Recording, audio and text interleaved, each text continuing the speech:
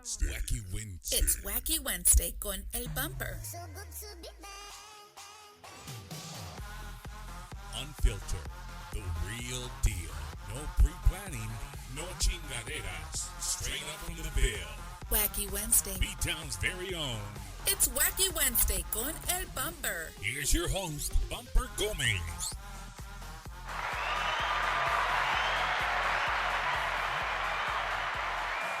Yo, what's going on, everybody? How's everybody doing? Welcome to another edition of Bumper's Wacky Wednesday. I would like to welcome you guys. Tonight's going to be great. I've been looking forward for it all week. We've been communicating almost every single day, 2 or 3 times a day.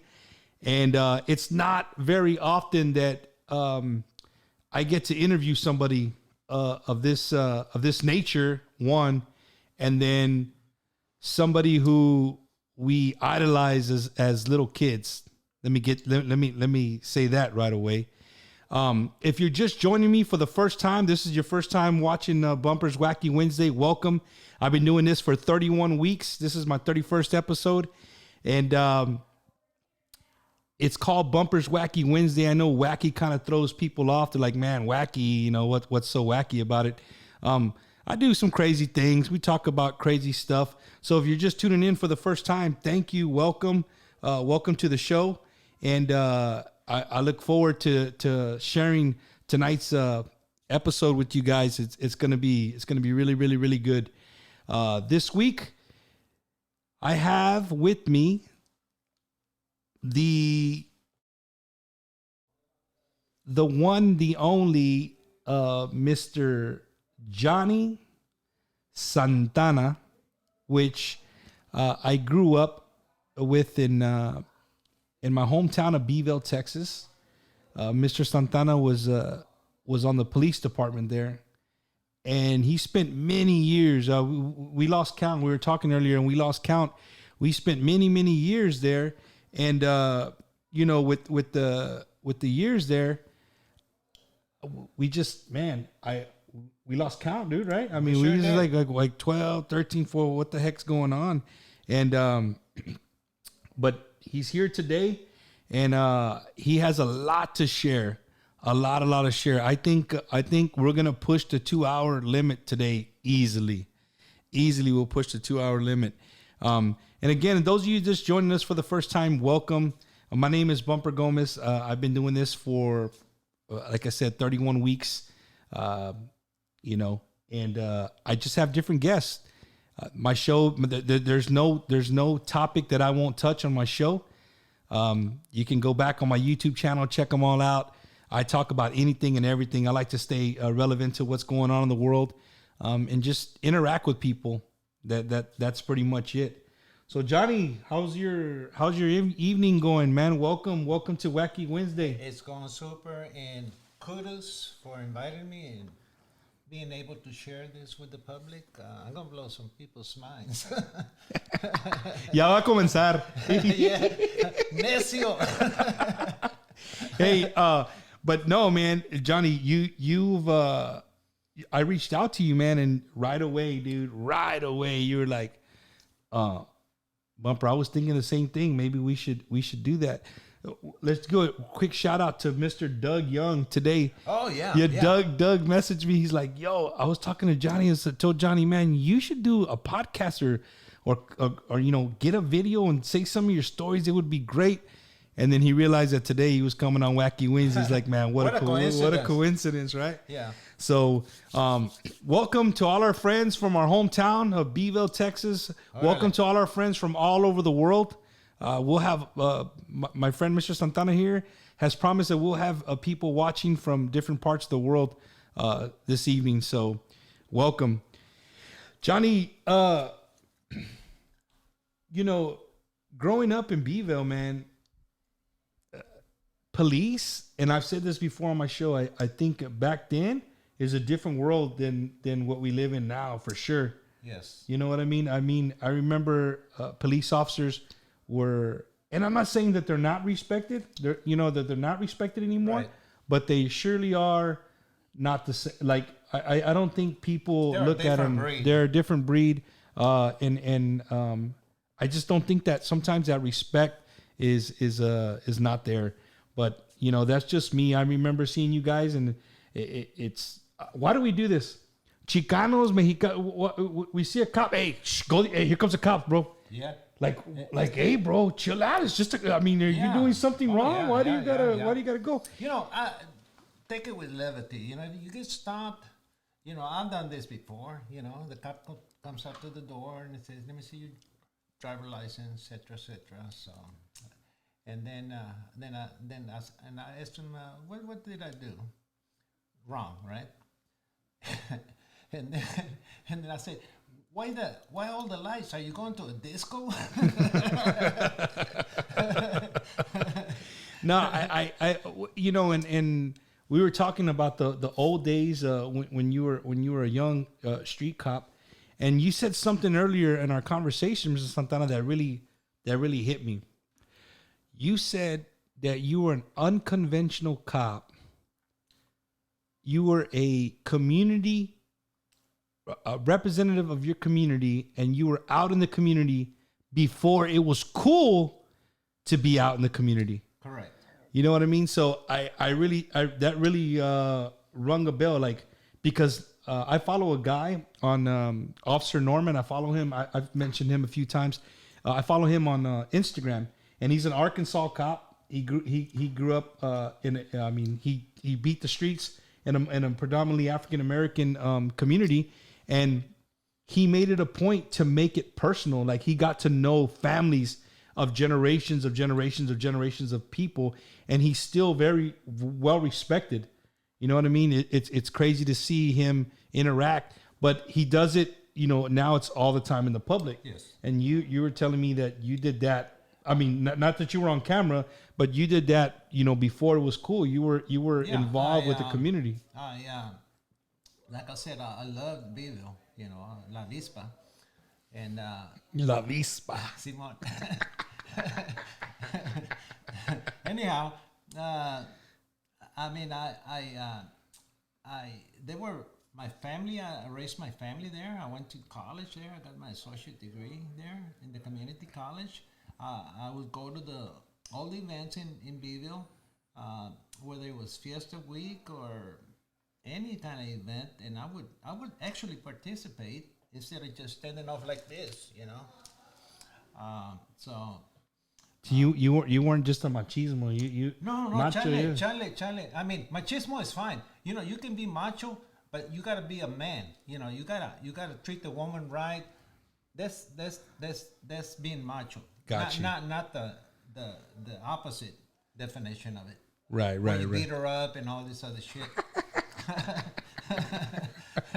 So, as you guys, you know, if you saw the little post that I always put the week before or a few days before the interview of whoever my guest is going to be, I put in there a lot of things. And the more and more I spend time with them and we're talking, I'm just like, dude, this is one thing after another, after another, after another.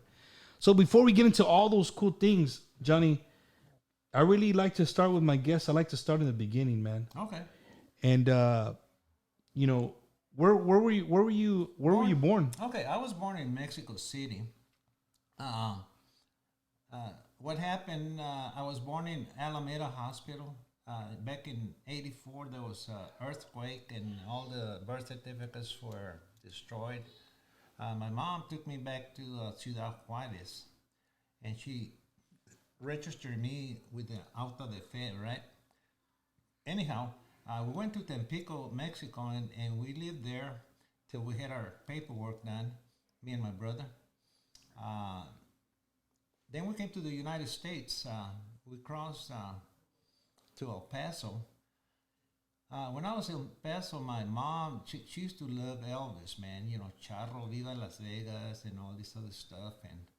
And anyhow, he was having a fundraiser at the base, Fort Lynn, there in El Paso. So she took me, and lo and behold, who else was playing? Who was his co-star? Was Chubby Checker. And it was real impressive. I mean, I was just a young kid, and I had seen Elvis in the movies, and Chubby Checker. That was the first time I ever seen him. And Chubby Checker, you know, his favorite trademark song was "Come on, baby, let's do the twist." Oilo, you didn't think y'all were gonna get a what do you call it tonight?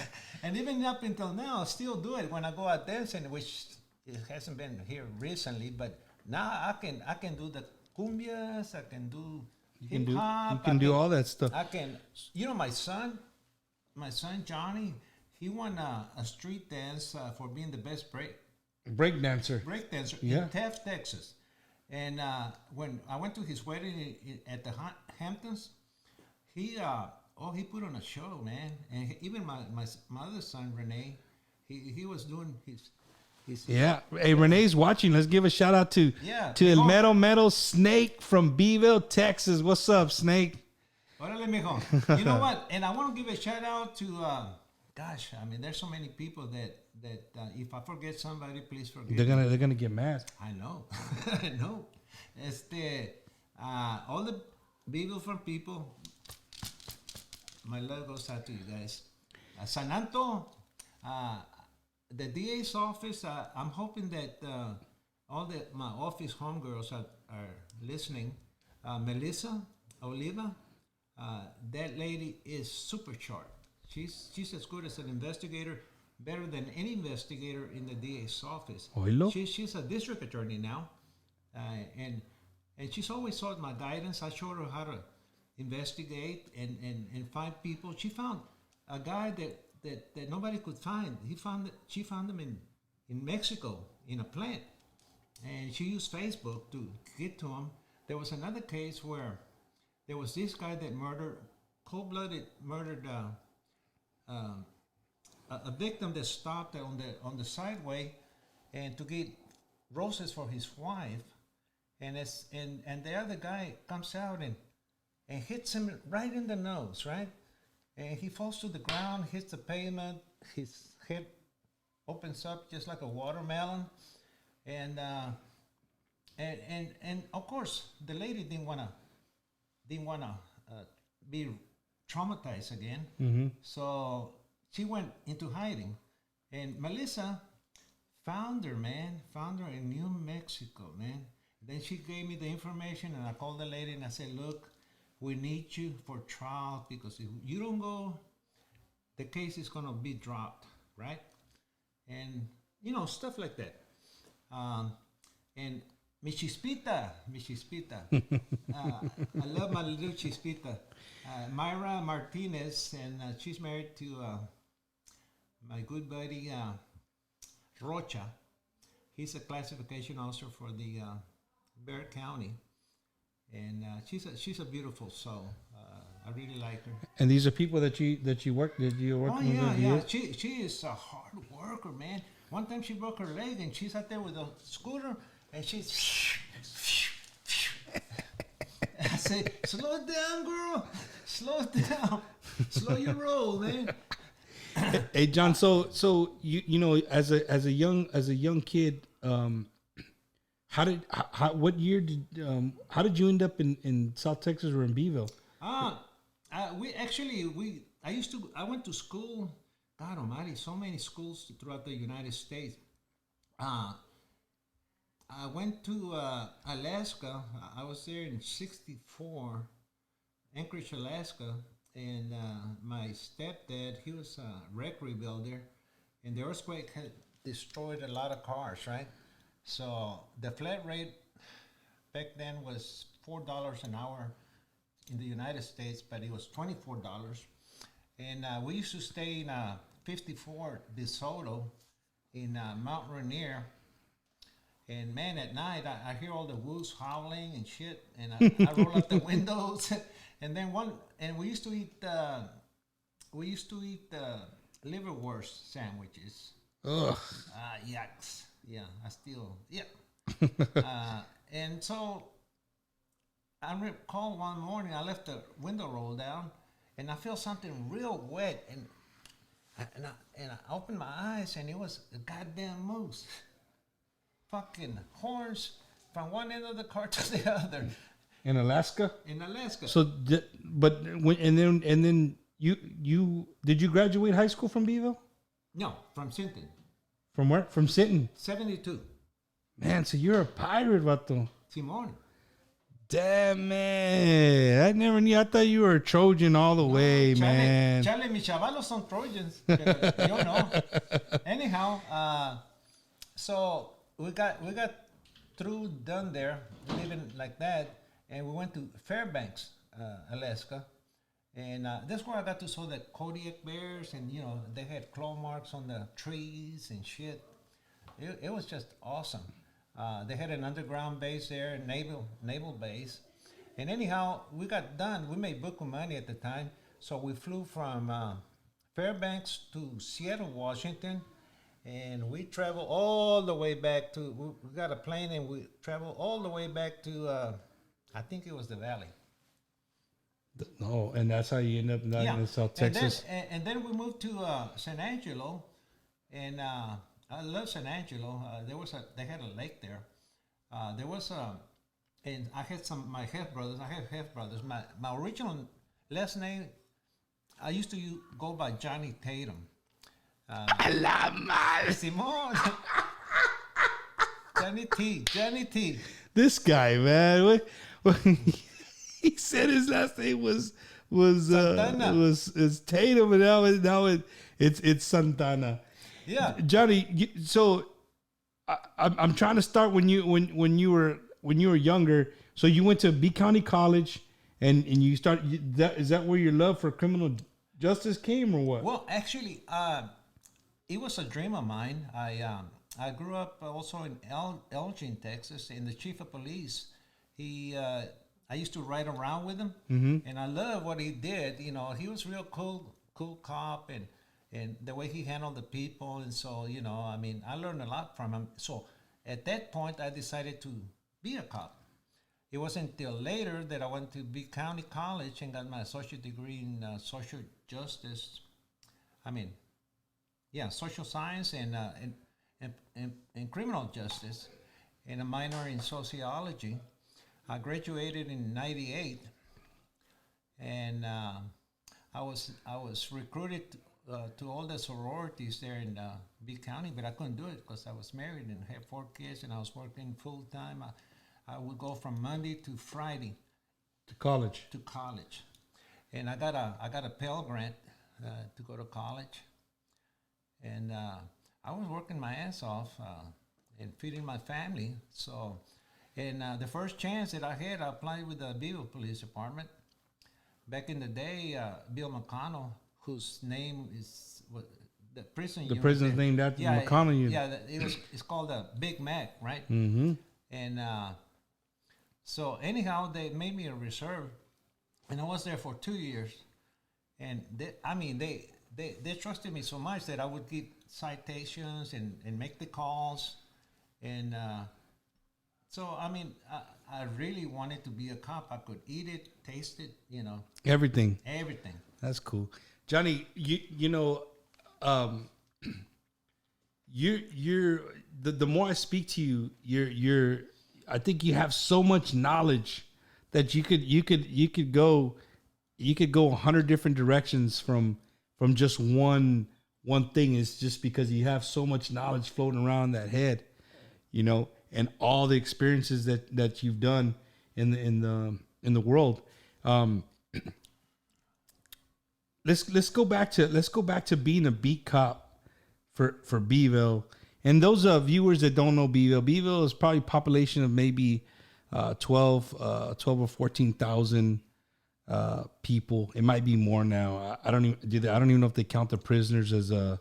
No, they don't count them as a population. That's not part of the census. So, growing up there, it was a typical, what you think of a typical town, small town. Everybody knows everybody. You know what I mean? And everybody kind of grows up together. And it's a great, I love growing up there. But lately, to me, it's just, every time I go, it doesn't have that homey feel. And no offense to anybody who lives, I love Beeville. It'll always be my hometown. I will always represent it. It's who I am. It's what made me, what I am today, for sure. But I want to to talk about being there. When you were a cop and you were talking about you going into the community and stuff, you got to see people grow up. You knew their parents, and kind of what we talk, and I want to kind of talk about that is that when you earlier you said when you pull somebody over, you know, for you to think about the person you're pulling over, you're just not pulling over somebody for a ticket, for a number. You know, speaking to you, you made it a point that you were going to take you were taking everything in consideration. You know, it was a beat up work truck. The guy looked like he just got off of work. You know what I mean? He did a rolling stop. You know what I mean? And you know the guy. You know he has 5 kids, right? Right. And his wife doesn't work. They depend on his thing. But you blew my mind when you told me. But you know what, Bumper? I would pull up, and I know that. The guy has 4 or 5 kids. His wife doesn't work. He did a California rolling stop. I pulled him over. You were already going to in your head, you're just like, hey, bro, you can't be doing that. Yeah. Go about your way. You know, because in your mind, you know, you were saying, why am I gonna ticket this guy when he's barely making it, right? Right. Exactly. And then he doesn't pay it. It ends up being a warrant. He gets locked up. Now his wife's depending on the state for help. Exactly. You know what I mean? But guys, to the viewers, think about that, man. Think about that whole situation. You know, I know it sounds so simple, like Bumper. Come on, no, it is simple, but I don't think people do that enough in all aspects of life. You know, you already were gonna pull them over, hey, just to let them know, like, hey, you're not gonna tolerate it. But you were looking at the truck, you were looking in the back of the truck, you were seeing the tools, the way the guy was, you know, coming off of work. It was a combination of all those things, just like Chief Justice Brandy said, you can enforce the law either by the letter of the law or by the spirit of the law. I like to think that I enforced the law through the spirit of the law. I was compassionate. There was Larry Rosas. Yeah. You know, his infant died, and I found her underneath the van. And that's enough to break you down as a human being, right? Depression, this wave of anguish that you go through. Anyhow, one night I got a call. Oh, there's somebody on Stamford. He's passed out in his car. So I go over there and I see his. Hey, Larry, wake up, dude. What happened, man? Oh man, I got a little bit too much. I said, you know what? Lock the fucking car and let me take you home. You know. Think, viewers, think about that right there. Just stop and think about that. You are drunk on the side of the road in San Antonio, anywhere, wherever you live, wherever you're watching from, you're drunk on the side of the road. A cop knocks on your door and says, hey, get out, lock the car, and I'm taking your ass home. That just doesn't happen. Not anymore. He said not anymore. You know, but Johnny, that's what makes you, dude. You know what I mean? That's why I think you had a very long and prosperous career in law enforcement because of that. Yeah, I could actually teach in the DPS Academy. I don't know what the hell they're teaching nowadays, but it's not what I went through. It's all about enforcement. It's all about numbers, and there's a bureaucracy where, you arrest DWIs, and who benefits from it? Really, stop and think about it. Damn DPS, because they're charging you surcharge for what? You just pay the damn ticket to the city, but no, you got to pay an extra one, right? And then you got all these damn racketeering people with probation, and they want fees for this and fees for that, right? And 10-year probation, and then you got the DWI, the ones that have that breathing machine, and you got to pay thousands of dollars. I mean, a DWI will cost you 12,000, 13,000 minimum. Fácil. Not that I know. Not that I know. I've never. Gracias a Dios, I've never. So my advice to people is go. I mean, you want to get shit drunk, that's fine, but call Uber, or taxi. A taxi will like on Fiesta, they'll give you a free ride. So when you have big parties here in San Antonio, yeah, they'll take care of you. Stop maintaining the bureaucracy, because you're paying for the air conditioning and all the these guys are commenting already like it's a money thing. Leroy, he also commented, what's going on with the police officers this day in Beeville? He doesn't see. Look, what I don't want to do is I don't want to call out anybody, any cops. I'm just saying in general. In general, Leroy, I honor your comment there, but I'm just saying in general. I probably agree with you. I don't go there enough, but from what I see on Facebook and stuff, I can probably agree with you. But I do have friends who have been in the Beaver Police Department for many, many years. And again, I'm not going to mention their names just out of respect for them. But Johnny, you so that was one thing in the conversation. You know what I mean? That I think the viewers like, and people are agreeing already that's gone. Like, you know what I mean? Oh, yeah. Your buddy Lenny Landine, he said, he's a hell of a disc jockey. He's shout out to Cool Breeze in the house. I like to make a shout out to Luis Sanchez. Luis Sanchez, I could have been his uncle. The barber? Yeah, I could have been his uncle. I was going to marry his beautiful sister, Annette. And Johnny, te van a matar. And his grandma, Chela, she loved me, man. And I loved her like a mom. And when she passed away, my heart just died, man. We have, I think Andrew is, that's Philip's little, Carizales says, the mindset of a law enforcement officer back then was amazing. And coming from you, Andrew, we did have a conversation about your father with Johnny earlier, and he shared a few stories with me that we'll try to get into them a little bit later.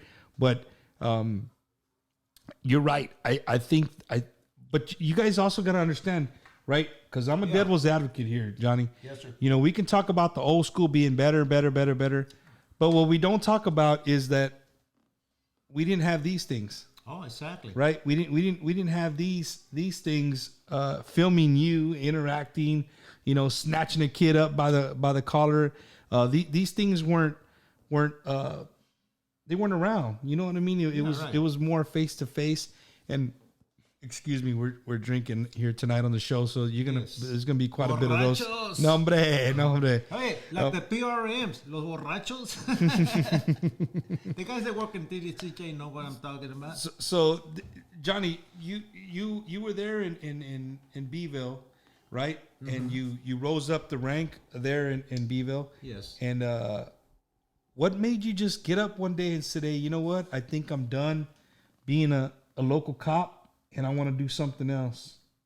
Well, actually, it was a bittersweet moment for me to leave the PD, because I love the PD. I loved the people that I was working with. Joe Salinas, Lazenby. We had a good crew. We had Ernest Moreno, Carlitos. I was his training officer. Carlitos, I was his training officer when he was reserve. I remember escorting him when he used to take money out from the bank and take it somewhere else. And anyhow, so he became a cop, and then he went to patrol, and I was his training officer. After that, he made detective. He became part of my detective crew, and I taught him everything that I knew: kinetic, interviewing, how to get along with people. I mean, you see what I mean, guys? You see the words that he uses? Like it blows my mind, because it's Mr. Santana I grew up with, and he throws words at me, and I'm like, hold up, Mr. Santana, I ain't got a dictionary with me. let me get my little thesaurus out. Hey, Johnny, they have some good comments coming up. I think these are a lot of people that grew up with you. One question was Mr. Leo Ramirez. He put, so I have a question. When I've gotten pulled over on a regular traffic violation, are the officers allowed to take a picture through their vest cam? Rumor it's a drug test. Rumor is that it's a drug task force thing. Well, I'm going to answer, and then you kind of correct me. Okay. So I think now, Leroy, that with the world that we live in, the vest cam automatically turns on the minute they leave the car. If they call in that they're getting out of their car, that thing turns on. So it's part of getting pulled over. Or you activate the lights and it automatically turns on. It automatically the turns dash on. Camera. And then the body camera, it'll now you got a little bit more leeway with the body camera because you can turn it off and turn it on, and a lot of people got in trouble for it. Right. That's in the news all the time where cops turn their stuff off. Mr. Lenny Landin, this is a funny one. I'm gonna put this up here. He said, ask Mr. Santana if he remembers calming my dad down in my living room after he whipped 2 cops' ass. Yeah, Lenny, I knew you dad. Johnny. I knew your dad back from when he was living in Sinton.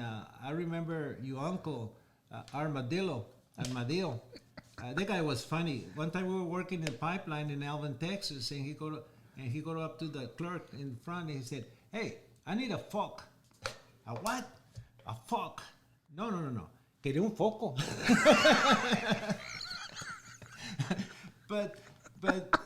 But your dad was a badass. Trust me. Oh man, that's he was a hell of a pool player. I mean, we used to play pool for hours, man. Oh God.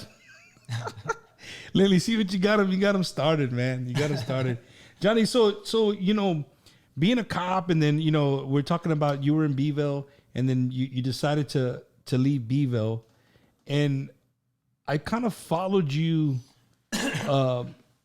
all the way up until I left the Marine Corps, and then I over the years I've learned what you've done, where you've been, and things of that nature. And I just want the viewers to really grasp this. This man that's sitting next to me, he's laughing, he's joking. You know what I mean? He's very, to me, he's very entertaining, right? He's got stories for days. I mean, one story can lead to another story, to another story, to another story. And that's kind of what I want to share with you guys tonight. But also, I just want to the viewers to know, like, this guy right here, I have to hold him back tonight from saying some stories because you know what? I just don't want the show to be like, hey, they were talking about this on that show. And I don't, you know what I mean? I don't want to do that, but we're gonna picar here and there. Yeah. But what I'm trying to get at, Mr. Santana, is that you have done things. You have been an asset to so many different forces, so many different agencies, from the top to the bottom. Yes. And look, it's not. Some people, if you ever met somebody, they're just like, okay, bro, really? Like, come on, dog, for real? There's people like that. You know what I mean? I being a Marine, I always hear, oh, you know what? I would have joined the Marines, but, or, something like that. But Johnny here, this dude has been in books. He has been undercover. He has been, you name it, the dude's been there. And look, it's not just him saying it. He's got shit to prove it. That's the difference. Like, he can pull out an FBI badge and be like, bam. He can pull out a thing that says, yeah, I work for the CIA. Bam. You know what I mean? And here's this man of a small stature, but he carries so much knowledge and so much, what's the word? Charisma. Like, you know what I mean? Like, yeah, charisma. Charisma, and people gravitate to you. Yes. And you've actually helped, all those agencies in things that you're very good at. And one that I read about you that you're very good at was like tattoos, gangs. Here's a man from Beeville, Texas, small town Beeville, Texas, who is legendary. Folks, when I say, I mean legendary in gang activity, just who runs what, who does what, who scratches whose back. They come to him for information. You know what I mean? So this guy is like a walking movie, and I'm being 100% real with everybody. I know when you hear him talk, you know it's easy to say, "Man, really?" I'm telling you, the dude can just be like, "Boom," and you be like, "Oh yeah, you're true." So I want to get that. I want the viewers to know that, Mr. Santana. Yes. How did you become an let's just throw this out there. How did you become an expert in gangs? How did that become something? You know what I mean? Because I'll tell you, when I talked to you the first time the other day, I told my wife, I said, "Man, talking to Mr. Santana was literally like talking to my dad and his friends. Like when my dad would talk to his friends, you have that old school, not even cholo, dude, old school pachuco kind of feel to you, and I think that's why people have, you know, even criminals can gravitate to you because you could speak their lingo. You know what I mean? Yeah. You know, even the clerks call me one of the coolest cops they ever met. You know, and I work with some, rough underbelly people, and they said, "You know what, Santana, you know more the goddamn gang they do. I mean, you would have made a good soldier." And he said, "You know, if we go out and do a hit on somebody, if we were to get a hit on you, I would have the courtesy to tell you about it because it's all business, you know." You know. So even in the criminal, like there is a respect, like Mr. Santana, if we're gonna put a hit out to kill you, we're gonna call you and tell you, "Hey man, we respect you enough to tell you we're looking for you." You know what I mean? Yeah, and I said, "You do your job and I do my job." Wow. It's nothing personal. And I've interviewed. There was one guy that became my Sammy Gravano, just like the mafia in the movie. We put him under a witness protection program. We flew him to a special prison in Terre Haute, Indiana. And he used to write me letters and said, "Mr. Santana, I appreciate what you've done for me." I went to bat for that guy, and I said, "This guy doesn't need to be prosecuted. Yeah, he killed 58 people, but he's willing to do some time." But so I had a big ass fight with the Justice Department lawyers. They're a bunch of idiots, you know. They're so abstract on the law. And I finally told them, I said, "Look, you know, if it wouldn't have been for this guy, we would never gutted the Mexican mafia, you know, bottom line." And that's the name I didn't want him to say, but he said no.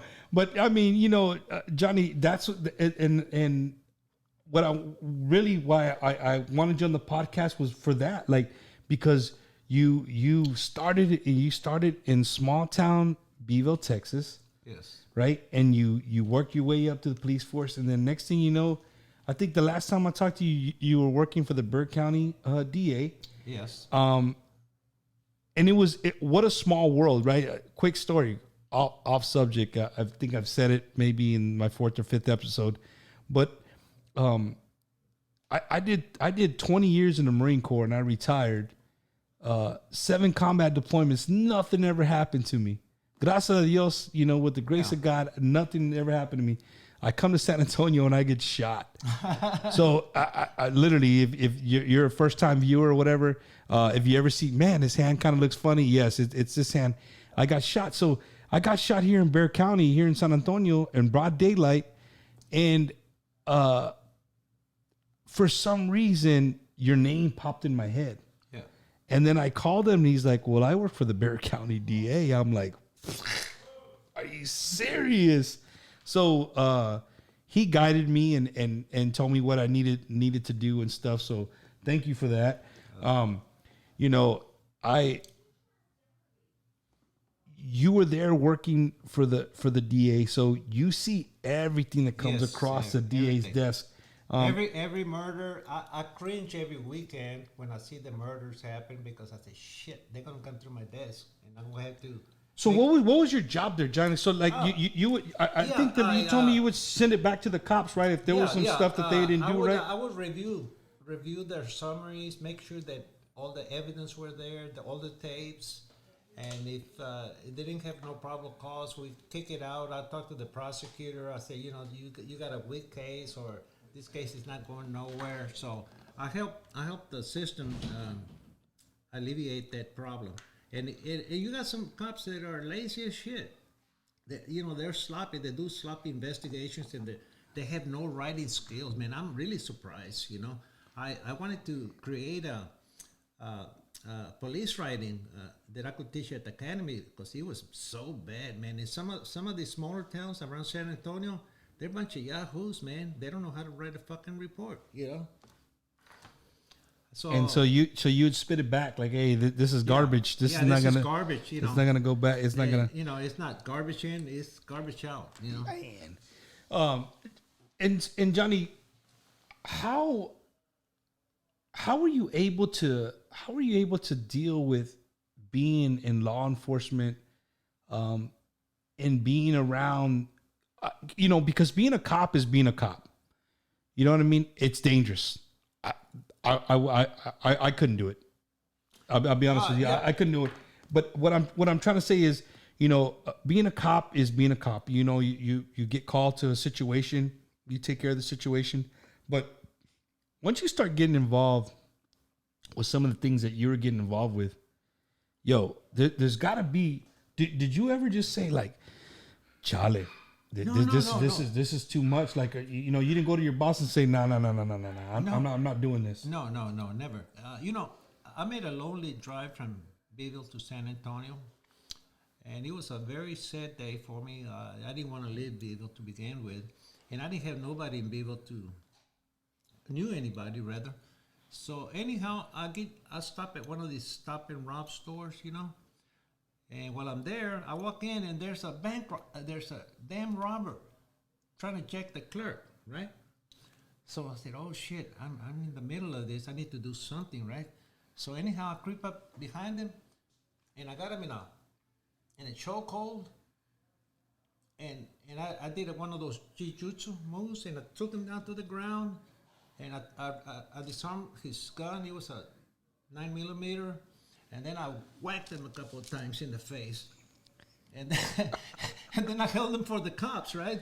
So the cops get there, and there was an old gruffy white guy. He says, you know what? You should have stayed behind and just be an observer. I said, motherfucker, I ain't worried about the money. I'm worried about the life of the clerk, So, we're rated R, so he can say that. Go ahead, Johnny. Yeah, so I said, no. I said, but I didn't say shit to him, because I've had a long freaking day, and I just wanted to go to sleep. So I go to the Motel 6 there on 37 and Hot Wells. And I go to sleep, and the next day I had to report to the U.S. Marshals. I was a new member of the Chichite Task Force. But that left me a bitter taste, about some of the San Antonio cops. I mean, there's some good ones, and I know a lot of them because they're friends of mine, but you got a few bad apples in there. And you say bad apple, Johnny, that's going on in the news today. That's something that's very alive and well. And I'm glad you said bad cops, but at the end of the day, there's bad people in everything, man. Oh. There's bad people in any line of work. Every you know what I mean? Organization has them. I think that I think I heard one where it says like a pilot. If the pilot says, "Hey, you know what? I don't think I'm not that good of a pilot. I'm not. You got a bad pilot. Yeah. There's no bad pilots, because then you'd be dead, right? Yeah. But there's the cops nowadays. People are just commenting on here that there's cops nowadays that are just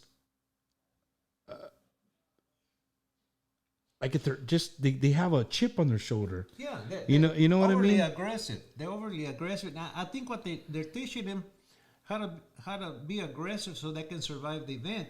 But there's no need for it. First of all, you got to be adept in reading body language.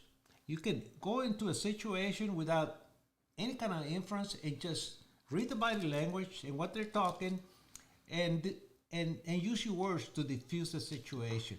Now, if it's you can control it that way, then you go hands on, right? And finally, if it's a yes person, he's going to comply. If it's a maybe person, he might fight you or he might comply, but you don't know that because you can't read him, right? So anyhow, you use a little wrist manipulation. Give him an arm bar. It's so easy. Here, let me show you. No. I'm not going to flip you. Ahorita me va a matar. Johnny, so you said something that we talked about. Yeah. And if you guys watched an episode that I had with a good buddy of mine that's a cop that came on, he answered great questions, right? But I don't think that the police nowadays, they don't have enough training walking up to you just said it. You're reading body language, right? You're reading, I give the viewers this scenario, right? There's a couple who is on their phone. They're riding in front of Walmart, and there's a gentleman with his basket walking inside the Walmart. The guy driving the car, right, part of the couple, hits him because they're on their phone. Yeah. Okay? They get out and start arguing. The guy with the basket's going nuts. The cop pulls up when he's going nuts on the couple. Next thing you know, the guy with the basket's getting tackled. Yeah. Right? You break his collarbone. He's being handcuffed. And then and at the end of the day, it wasn't even his fault. But I think that happens a lot. You know what I mean? What do you think that cops need to be trained more on accessing pulling up to a situation and assessing? Yeah, assessing the situation. I think they do enough role playing. Where you guys practice role playing, but I don't think they get enough education as far as walking up to a situation, one, defusing it without using force, or just kind of gathering what's going on before you go and you attack one thing. You see it time and time again. Exactly. That's where my next book that I'm writing is called Cops and the Art of Sin. Zen, Japanese. It's a beautiful thing, man. Because I want to start my chapters with a little jingle. My first jingle is going to be, "You got to change your evil ways, baby." And that's because there needs to be a shift in mindset for the cops, right? We need to be more humane with each other. We're all humankind. We need to treat each other with respect, right? So, and I got several chapters written about that. A change in the use of force. I've been around. I'm a martial arts artist. I'm a first degree Okinawa Kempo Karate Do. I'm a third degree Tangsudo Muru Kwan, and I'm also a fourth degree in Qigong in Tai Chi. In the healing arts. I'm real big into healing arts. And y'all thought I was lying. You heard all those words? Look them up if you don't know what he's talking about. And I want to do a follow-up with my buddy here, if he's agreeable to it. I want to put on share with the world what I've learned, the lessons in life, the lessons as a Gamecock, sort of, and pass it on to the younger generation, because the younger generation, especially our gente, there's no models. There's no role models, right? So we got to create the role models for them, for them to be successful. I have 5 kids. My oldest, Johnny Santana, he lives up in the Hamptons, very successful. He married a girl from New York, and they live in the Hamptons. He bought a $500,000 house, and he's living the life, very successful. But I was his role model. When he was living here in Beeville, I sent him to the army. I said, you know what, you need to learn some discipline, because there was a little girl named Loli, and she had a ready-made family, and she wanted him. She was very controlling, even on his graduation class. Johnny, you're throwing people under the bus, man. I don't care. I don't care nowadays. He's retired, guys. I'm retired. You can't go look for him. He's not working for any police force. He's retired. Hey, Johnny, before this comment goes away, I want to this is another big guy in Beeville. Like, if you're from Beeville, you knew the Cale. Cale, remember Cale, the park cop? Oh, Kyle, yeah. Hey, You know what? man. Let me tell you what happened to Kyle. Let me tell you what happened to Kyle. Kyle, one time, we were at the police station and he was going to extradite somebody. And that new jail had been built there downtown, not the one on Hillcrest. And Kyle says, hey, man, hey, Vato, how do I get into the Sally port? And I said, it's very easy, Kyle. All you do, there was a bubble, like a gas light. You rub it like Alibaba, and you make 3 wishes. He did it. And then open up the Sally door. And he said, okay. We're in the back, watching him, right, with our binoculars. And he goes over there and he goes, nothing happened. He said, headquarters, can you call Sally Port? Golly, man, I remember that guy. Him and his light. You're at the 200-acre park, and it was already after hours.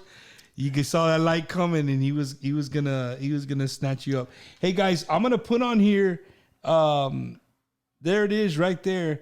If you guys want to call in, people that grew up, maybe people who are watching that grew up in Beeville, or you have a specific question, or you remember a story.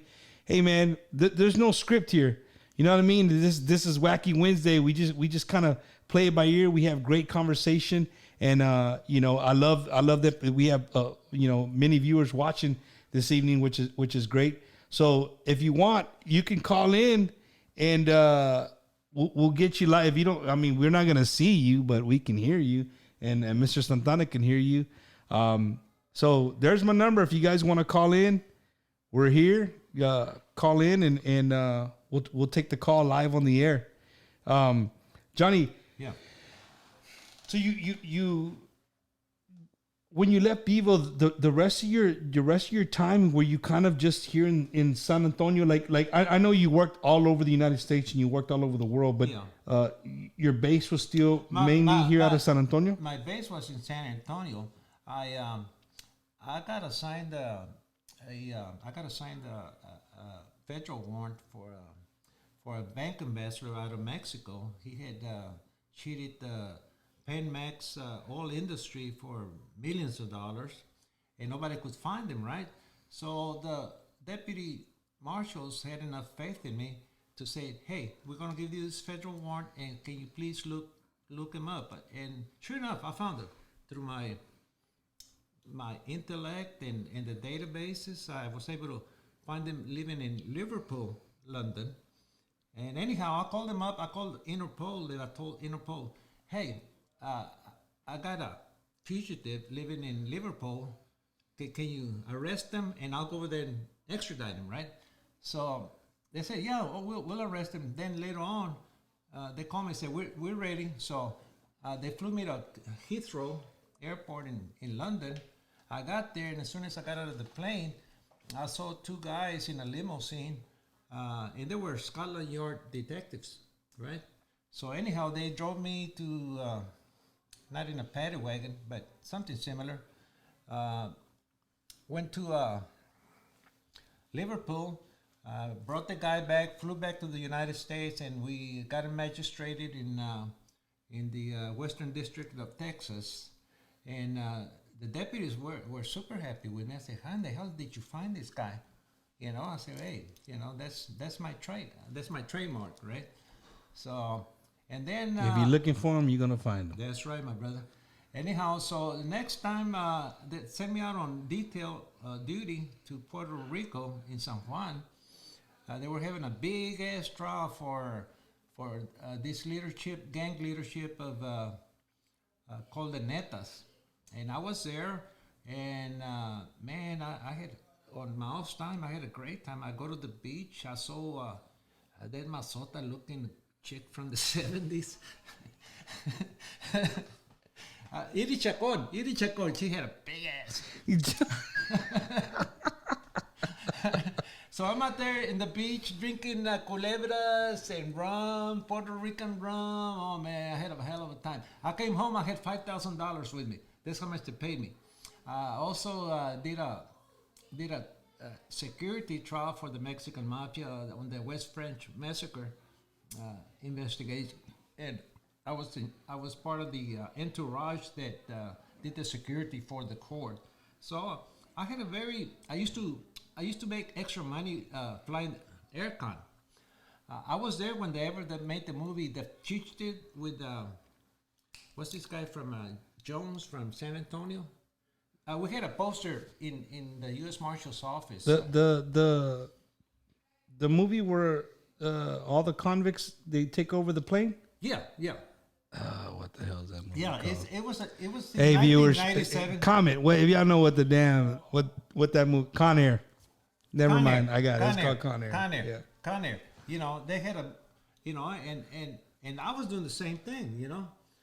And the stuff that you saw the marshals doing in the movie, I did it. How's that? You see what I mean? Johnny, the stories you tell, man, they're like you could literally write a book. And I think so. Speaking of the book, yes, you helped co-author a book, right? And yes. what was the title of the book? Okay, Don't Mess with Texas, the prison gangs of the Lone Star State. And I had it on Amazon, but Amazon sold out then, and they had to get some more reprints. So I'm kind of happy. I'm not real happy with my co-author, and I won't go into it, but I got screwed on that deal. Now I'm not gonna engage him again for my other two books. Yeah.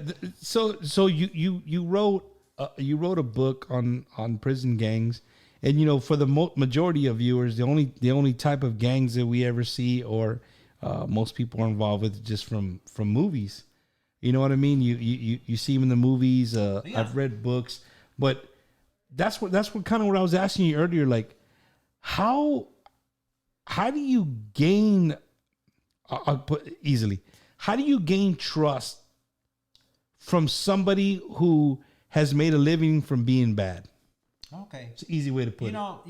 We're all human beings, and they have a soft side. I would, when I interview somebody, I would ask them about, hey, what's your barrio, man? They say, San Anto. I say, well, which esquina? North side, south side, east side? I say, yeah, east side. What did you do when you were a little kid?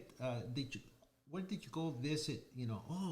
I would go to the Alameda. My mom would take us to the fiestas and so they have a human side, right? And that's where you want to start. That's your baseline. That's where all of a sudden they're willing to talk more about what they like. Because you can associate with their life.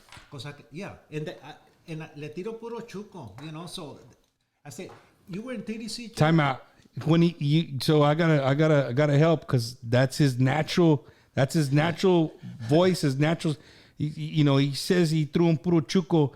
That means he's talking like them. Like they can associate with him because of the way he talks, and talking being the chuco language in a sense. See, all right. It's academically it's called Calo.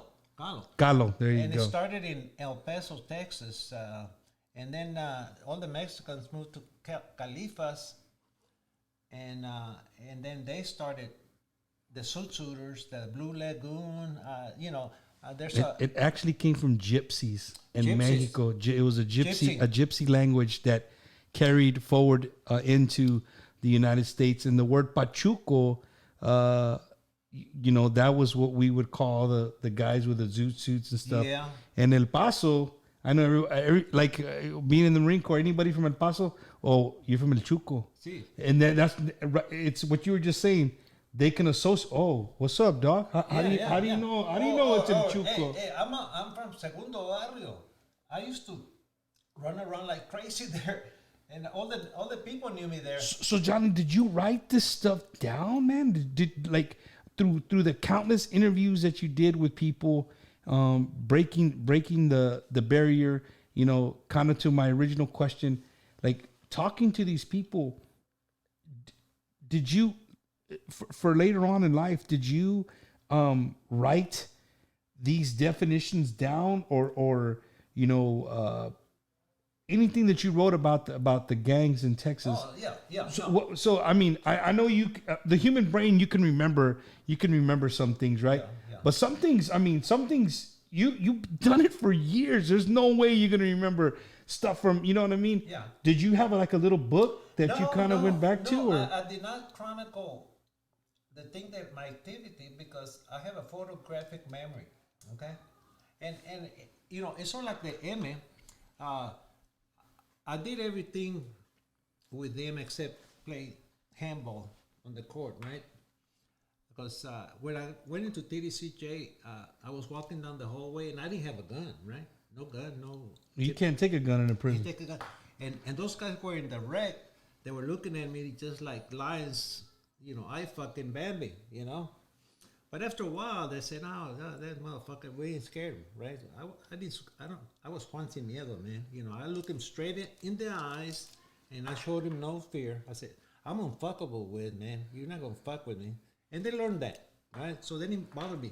When I came out here in the free world, I started hanging out with the carnales, right?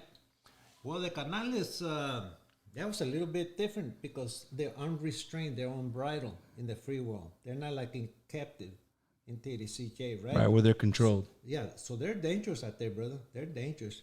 And anyhow, I was so intense focused on them. I was doing my undercover work that one night I had a dream.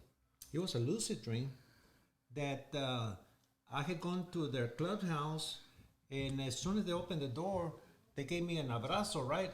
An embrace. But actually, what they were doing, they pinned me down for bugs and shit, right? Or It wires. wasn't- Not because they loved me, right? And then all of the members that were sitting down on the la mesa, you know, they were having a junta, right? Church. And they had this screen which was incongruent. It wasn't a friendly. It was more of a, "Oh, we're gonna fuck you up, boy." You know what I mean? We're gonna fuck you up. And I had to be creative, right? So I I look in the window and I say, "Oh shit!" And everybody says, "What?" I say, "Fucking cops, man!" And I bailed out the back door, right? Well, they follow me, and once they find out that there's no cops, they take out their knives and they go after me, and they're getting closer and closer and closer. Finally, I start flapping my elbows and I fly off. And I fly off, man. And I woke up. I was in a cold sweat, brother. I said, "What the fuck going on?" And I spoke this to my spiritual teacher, and I said, "You know what? What you did was natural. Your mind recognized that. Yeah, You were we can named. fly. We can fly. It was genetically. It was telling you that we can fly, right? Right. So I mean, the whole thing was spiritual. Wow, that really blew me away. That's what I mean. Like, you know, because I can only relate it through movies and you know, things like that. But you lived it, man. You lived it, and you were a part of it. How does it feel now to look back and know that all that stuff that you put now, it helps people? I mean, that's yeah. got to make you feel great. I turned a negative into a positive. I really did. I mean, I've gone through hell and back. You know, mentally, I should be dead. Let me tell you a real hairy story. I was Get ready. I was so close that I wanted to infiltrate the gang, right? And I did. I was a prospecto, and I had to go to a junta and meet the big boss, right? So, I mean, I was real confident. I went in there, you know, I had my tangerine Stacy's. I had my Tramaos all starch. I had my Pendleton. I had my Fedora. And I walked in there with a lot of confidence. There were several prospects, right? So they set us down in a big ass sofa, and the boss, he looked like one of these mafiosos, you know. He said, "Hey, canales, glad you guys are here. I want you to see something. What happens when a canal goes wrong, okay?" And I said, "Okay, now what the fuck is going to happen, right?" So they brought this guy in, two of the guys, big husky guy, and they told him, and then he goes up to the boss and says, the boss tells him, "I want my fucking money, motherfucker. I want my fucking money. Just because you think you're an M doesn't mean that I'm going to cut you loose. There's a lesson to be learned. And I said, whoa. And then he told us, you guys watch. You can look away because I got you. But you all need to be here for this lesson, right? So they take the guy in the backyard, and there's a big ass Doberman, and they tell him, drop your pants. And I said, drop your pants. And some of the canales were saying, hey, drop it like it's hot, you know? And so the guy, he does it, man. He does it. I mean, it's either that or his life. And they let loose of that Doberman. He goes over there, whoa, and bites his penis off and chews on his balls. And I said, oh, fuck. And then he brings him back. And then he's like a preacher. He says, all right, you ever heard of Ezekiel chapter 24, where God is a vengeful God, and he will seek his revenge. You guys learn that, because I'm going to ask you again, because you should remember this shit for the rest of your life, and I still do. Wow. So that happened, and I said, wow, man. And then they nailed us down, and they put a hood over my head, right? All of us. And I could hear click, click. They had 38s on our head. I could feel it right through the hood. I said, fuck, I'm going to die here, motherfucker. You know? And so then they took the hood off. Okay, you guys, you learn a lesson. And see you till the next junta. I might teach you to do a cameo, right? I said, okay.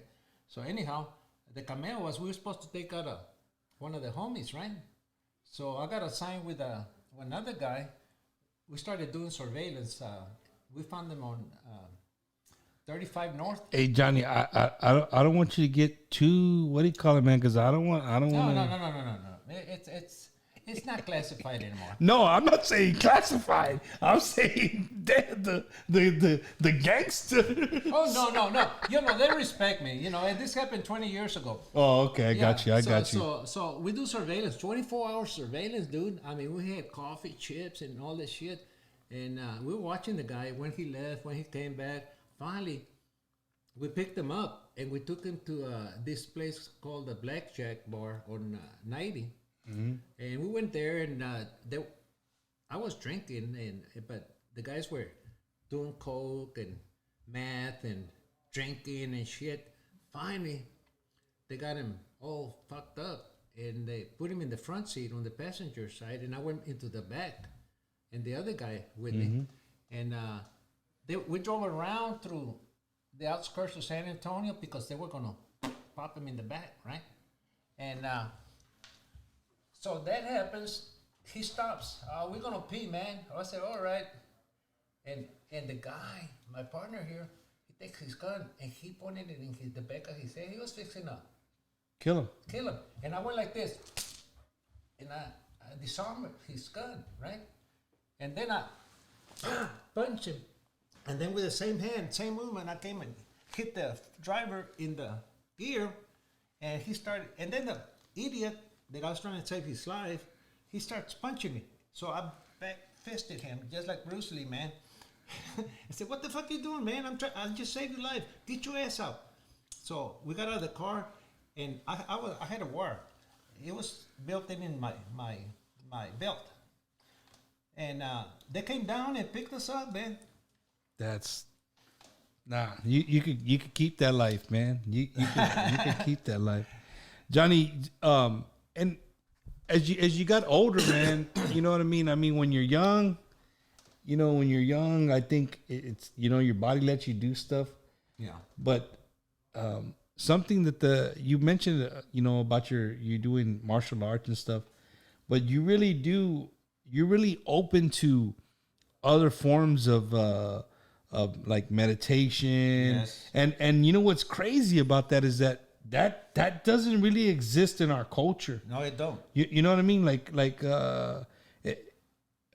If you were to tell me the way you talk and the accents that you talk, if I didn't know you off the street, you're like, hey, I go get acupuncture.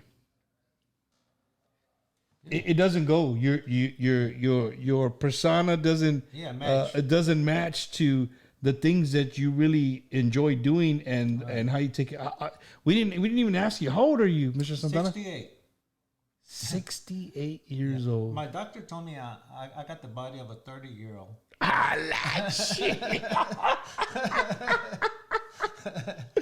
Okay, hold on. Everything functions. Hold on. Somebody wants to call in. There it is right there. Doug. That'd be great if you could call in. Doug Young. Let's see if we can get him to call in.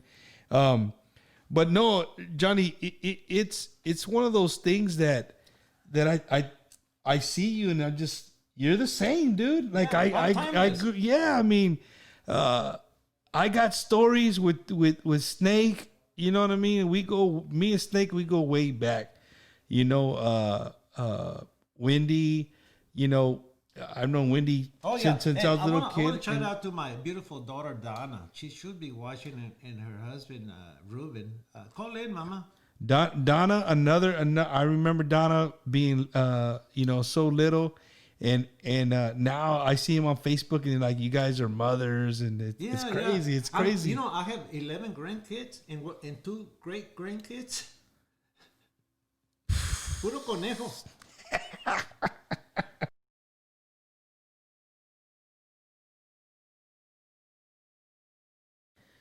What's going on, Doug? Can you hear us?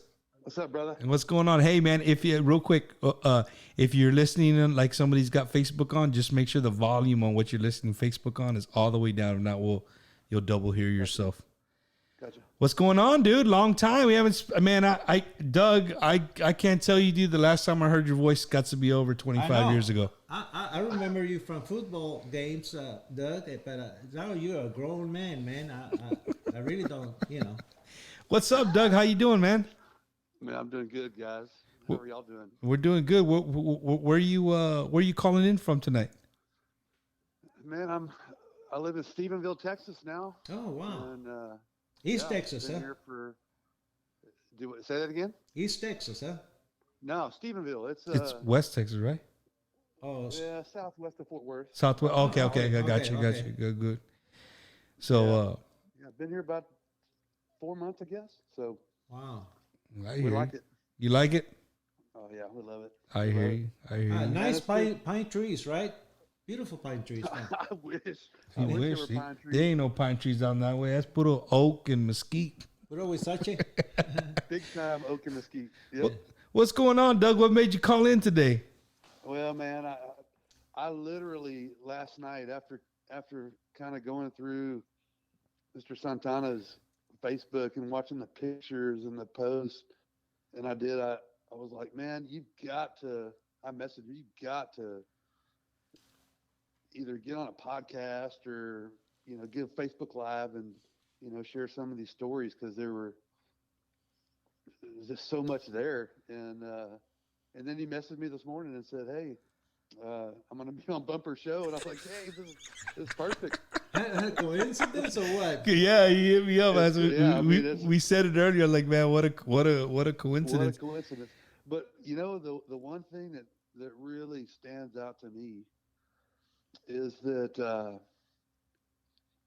talking about Beeville and growing up, and me being in Johnny and I going to school together, and you're right, man. I mean, the police were, Carlos Carzales, he let me off a couple times. Oh, Doug, your kids aren't listening, right, Doug? No. Because,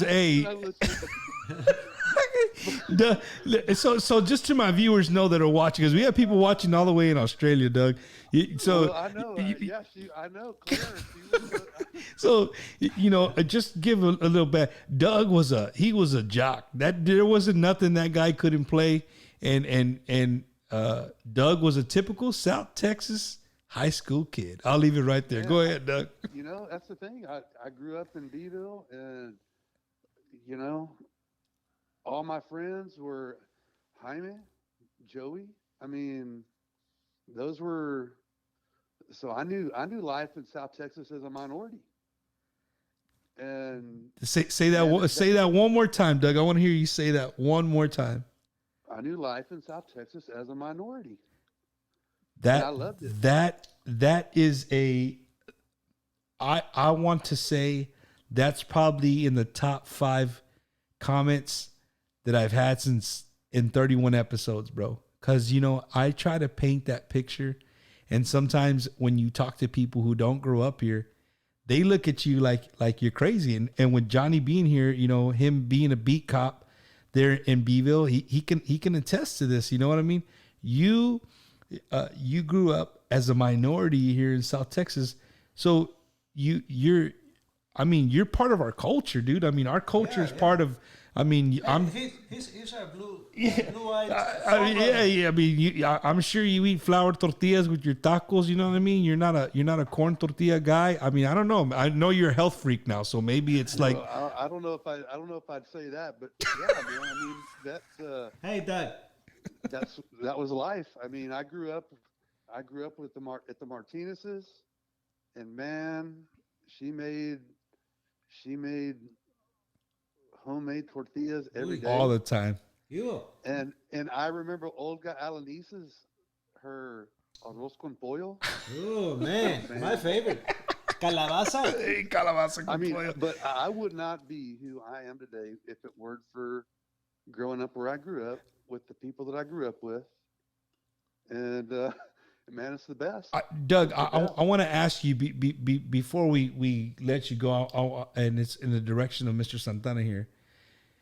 You grew up there, and it's the viewers are not just hearing my side. You called in, right?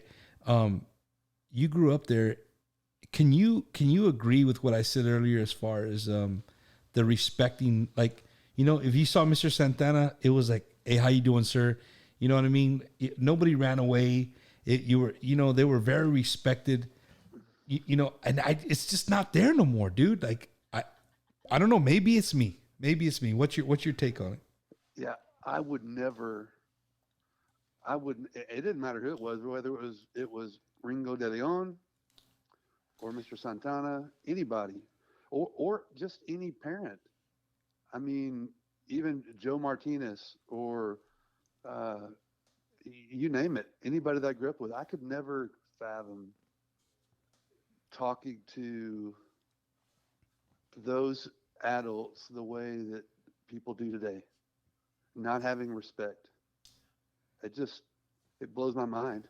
It does. Doug, I can give you an example. Out there in the southeast of San Antonio, you got 4-year-olds. The cop pulls up in the patrol car, and those little kids are yelling, "What the fuck you doing, Popo? Get the fuck out of our neighborhood!" 4 years old? 4 years old, brother. Hey, wow. Doug, can you imagine that? Yeah, well, yeah. No, I mean, can you imagine that then. back then? No, like, there's no way you would get your ass snatched up. My grandma slapped me silly when I wore a hat into a building. I wore a hat into La Fiesta one time, and she knocked it right off my head. You know what? Those are things, and I know we're going off subject, Doug, but it's cool. It's Wacky Wednesday. We that's what we can do. But those things are gone, bro. Those are some of the chivalry things are no longer there. It's do people still do it? Yes. But is it taught? And I'm a prime example. Like, I think the only thing that I know that I really took from my dad that I teach my kids is when you walk with a lady and you're walking near a street, you're always supposed to walk. The man's always supposed to be towards the street. Yeah. Right. That's one thing I learned. I don't know if you remember Rebo. Yeah. Rebo, a true American, one of the an African American cowboy.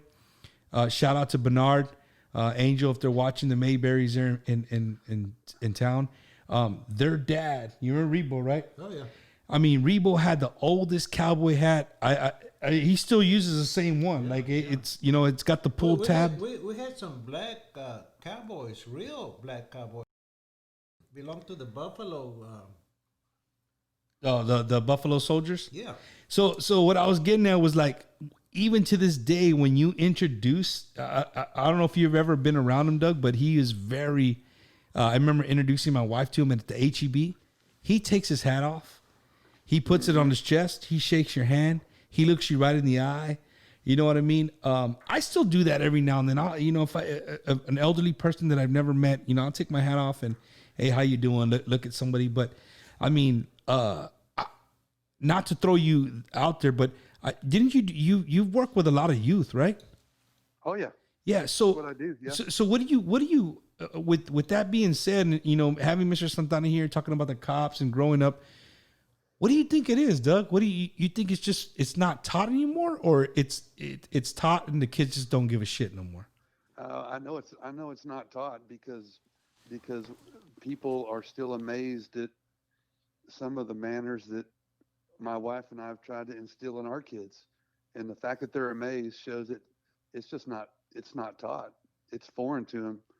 But I also think that some of it just has to do with everybody thinks that they're entitled to whatever they want, and because of that, nobody really gives a rat's rear about what anybody else thinks or who they might be or what they've been through. Everybody thinks they know it all. No, you're right, dude. I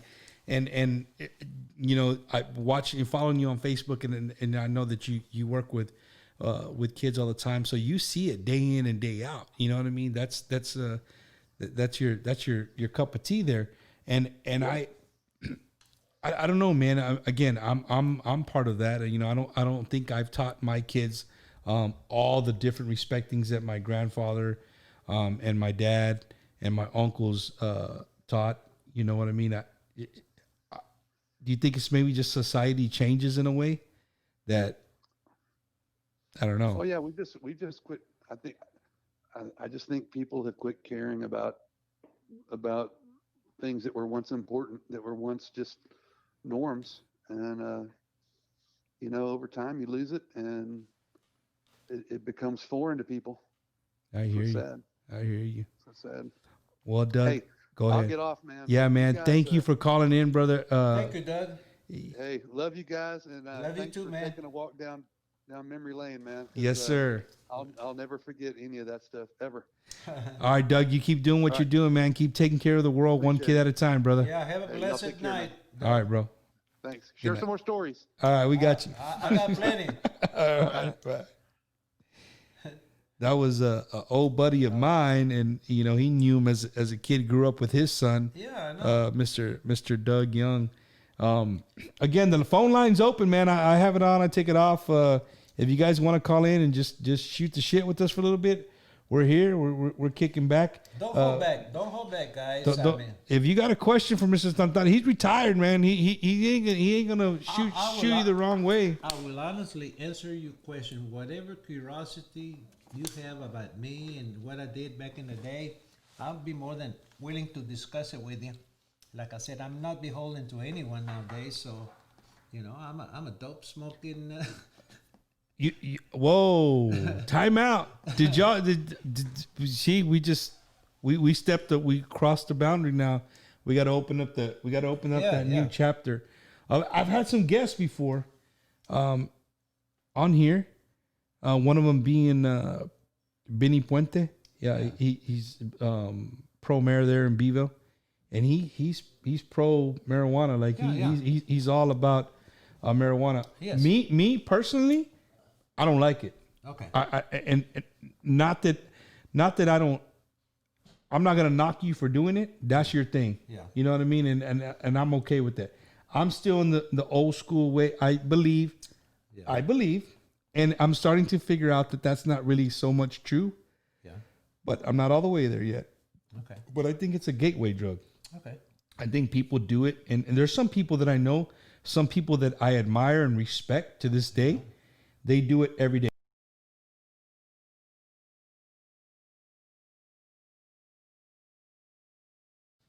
Hello. Hey, Bumper. Hey, what's going on? Who's this? Renee. Oh, El Snaky Snake Hey, live Renee. on the air. What up, man? What's going on, Snake? How you doing down there, man? Same old surviving. Surviving? That's good, man. That's good. Nah, we got your dad on here. We're telling old school stories, and you know your dad. He's got stories for days, man. Yeah, I know. Been there with all my life. I hear you. I hear you. Everything going good down there, Snake? Always, brother. That's cool. Always. That's cool, man. That's cool. You want to say anything to Snake? Yeah, mijo, behave, and I'll see you soon. Okay. Hey, Of course, Dad. We Bumper. hold on. Before we let him go, I want to tell him a story. okay. El que Snake está aquí. And I told my Marines all this story, and they Snake. A lot of my Marines, they know who you are, bro. They're watching. They're like, dude, Snake is on the air right now. I remember Snake was probably maybe a sophomore or a junior in high school, and you were living there on I can't even remember the Lane? road. Yeah, Lucy Lane. and me and Fernando, we pulled up, and it was probably like 10:30. No, it's not. It's. Oh wait, Snake. Let me tell the story, Snake. Let me tell the story. It's like 8:00 in the evening, right? And we knock on the door, and Mr. Santana right here answers the door, like, "Hey, where's Snake?" He's like, "El cabrón, he's sleeping." Right? I'm like, "Dude, it's 8:30." So me and my buddy, we're about to head down to South Padre Island. It was the start of spring break. It was Friday. And Mr. Santana said, "Where are y'all going?" I said, "Well, we're gonna take Snake. We're gonna go to South Padre." Mr. Santana, without even blinking an eye, reaches back in the back of his pocket. He pulls out his wallet. He pulls out two crispy $20 bills. He gives us $40, and he's like, "If something happened to him, it's y'all's ass." So me and Fernie were like, "All right." So we go wake Snake up, throw him in the car. He packs whatever I don't know what he packed, but we take Snake down to Padre Island and probably had one of the craziest times of my life. Snake, you remember that? Yeah. Well, actually, my senior year, I just graduated. But Mr. Santana's like, this guy, he just graduated and he's sleeping at 8:00. You're like, "Hey, take him out." And we had a good time. We took him for a good long weekend, and that was cool. That's the kind of man the guy was a cop, gave us $40, knowing damn well what we were going to go do in South Padre Island. And he lets his son go with us. And I mean, that's what, a 3-hour drive, 2.5-hour drive from Bevo, 3-hour drive. So Snake, me and you could say stories for days, man. I think I'm going to get you on one of my shows one day and get you on, and we'll do some Snake bumper and muñeco stories. What do you think? Oh, hell yeah. Hell yeah, that'd be good. Snake, thank you for calling in, mijo. We love you. Yeah. Remember Bumper? What's that? I went to your house when you came down and Shh. remember that bottle of tequila? Snake, stop. You're going to get us in trouble, bro. You're going to cut us out. But, mijo, thank you for calling, and we're going to save those good stories for when I have you on. I'm ready. All right, Snake, you be good, man. I'm always good. You know that. All right, brother. We'll talk to you later. All right. Love you, Dad. Love you, Dad. All right, but All right.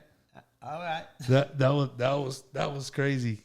Yeah, man. I remember that story. You know that you gave us that money and we took Snake.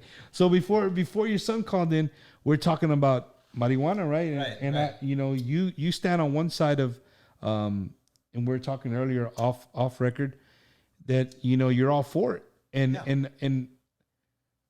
I'm not. Again, I know people and I respect people and love people, and I think me growing up, my tios, my wife's family. I think a lot of people can relate to this. Yes. It's part of our.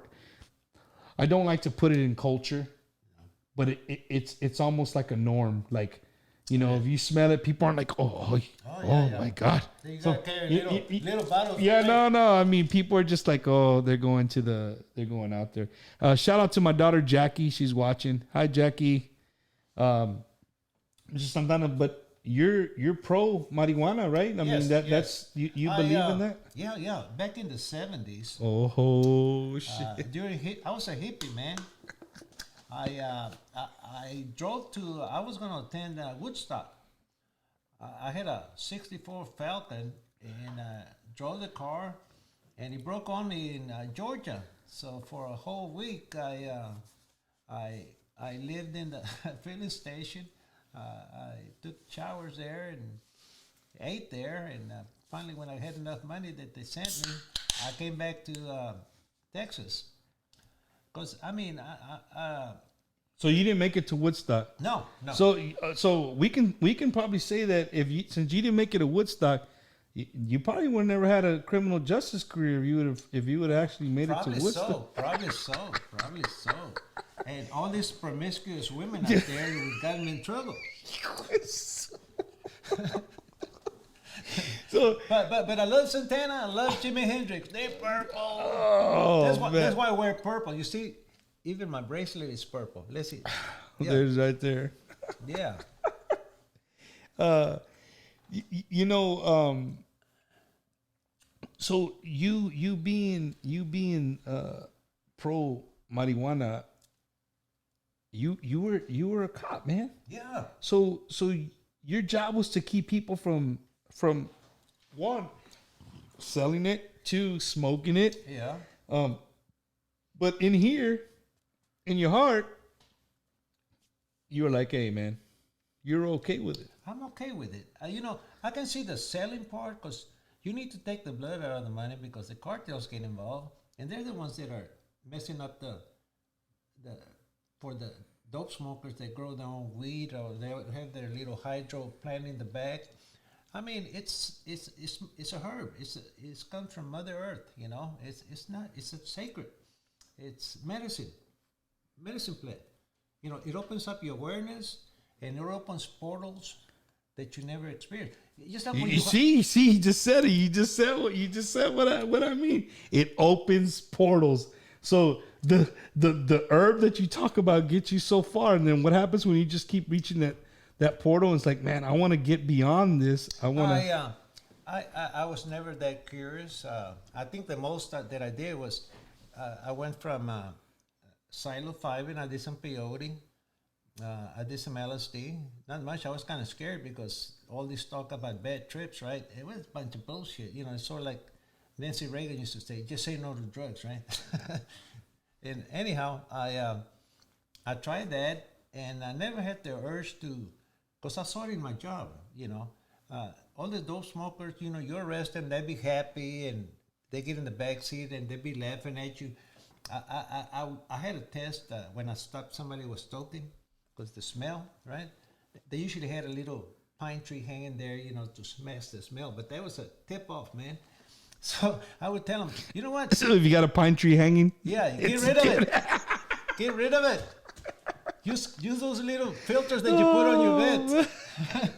I'm giving you tips.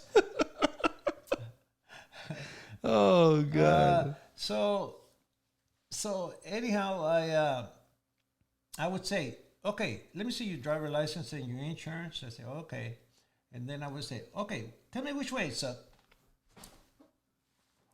Okay, why? And they would crack laughing. They would just start. It would fuck their mind.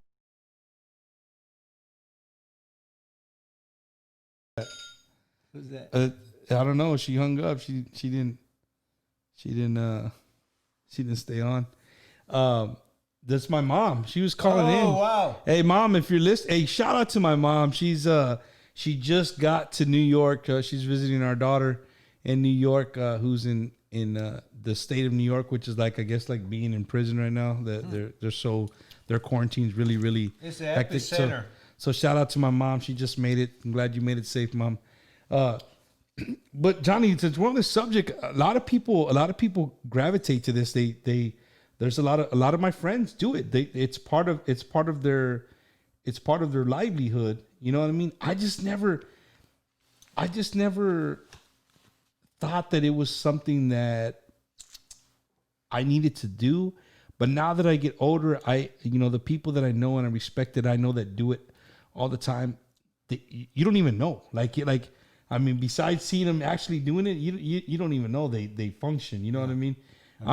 In my eyes, I'm picturing somebody smoking and just being just like, you see in the movies and stuff. But I think a lot of people who do it every day, They build up a tolerance. yeah, not a tolerance. I mean, well, yeah, I guess like a tolerance, but they just function like it's just it's. I guess it soothes their mind. Somebody bought a great comment on here. I'm gonna put it up here.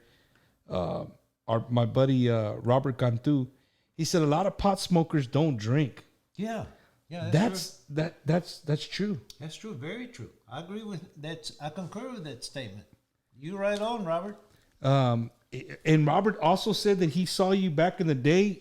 I guess he's not going to get into the story, but he actually saw you do a roundhouse kick. Somebody, what you? I want to hear that, Robert. So- you know, they used to call me a Buddha badass. A Buddha badass. Yeah. Johnny, and you're retired now. Yes. Right. So nobody can call you back and get you in trouble. That's right.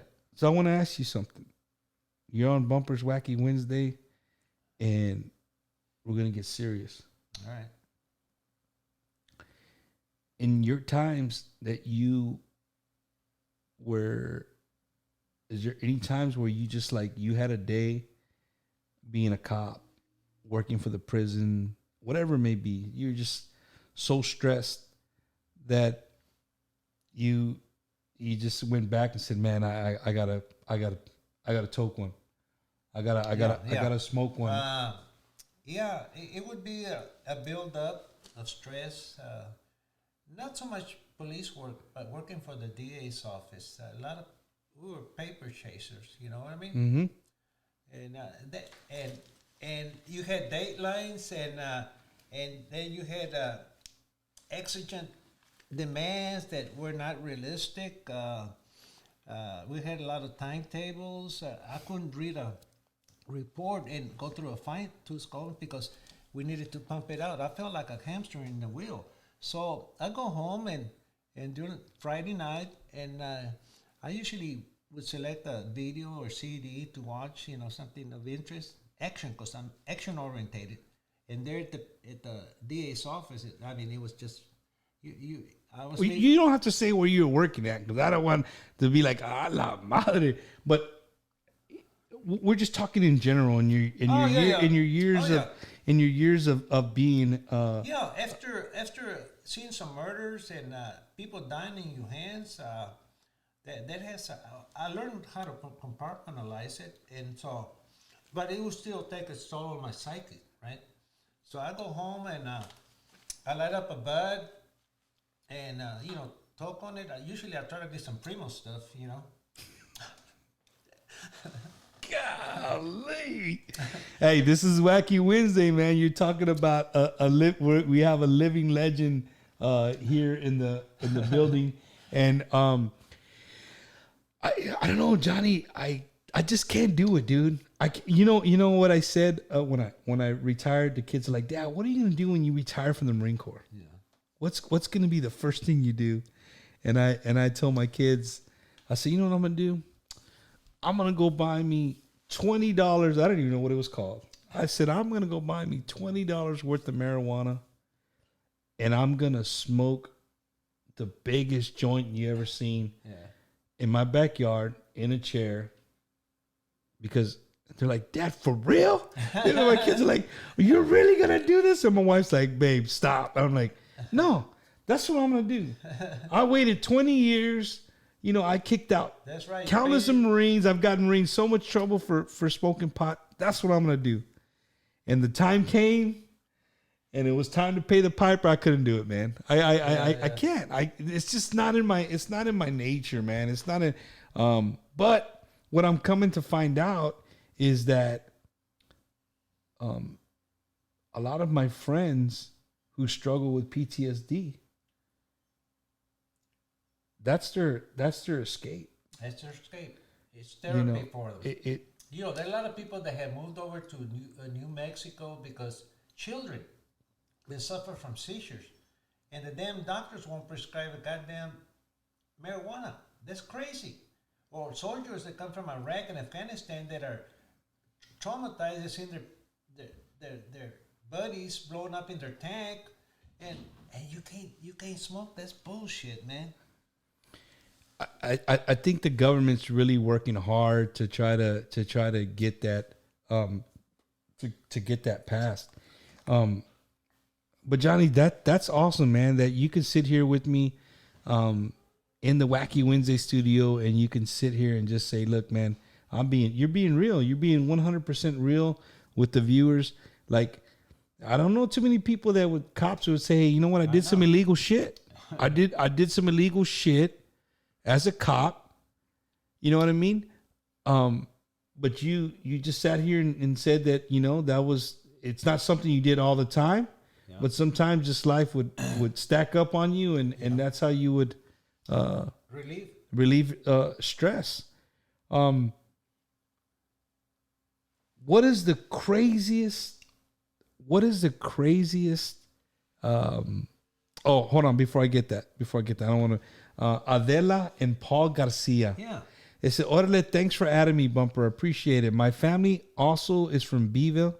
Johnny Santana knows them. My question to Johnny is what his paint skills like today, and how does he know my grandfather and father there?" Your paint skills. You used to be a painter, what? Yeah, I went to. So this is Adela and Paul Garcia. Yeah, Jimmy Garcia. He was like my brother. I used to be a paint manager at Chris Bates back in the day, and I used to do some beautiful paint work. I used to do murals.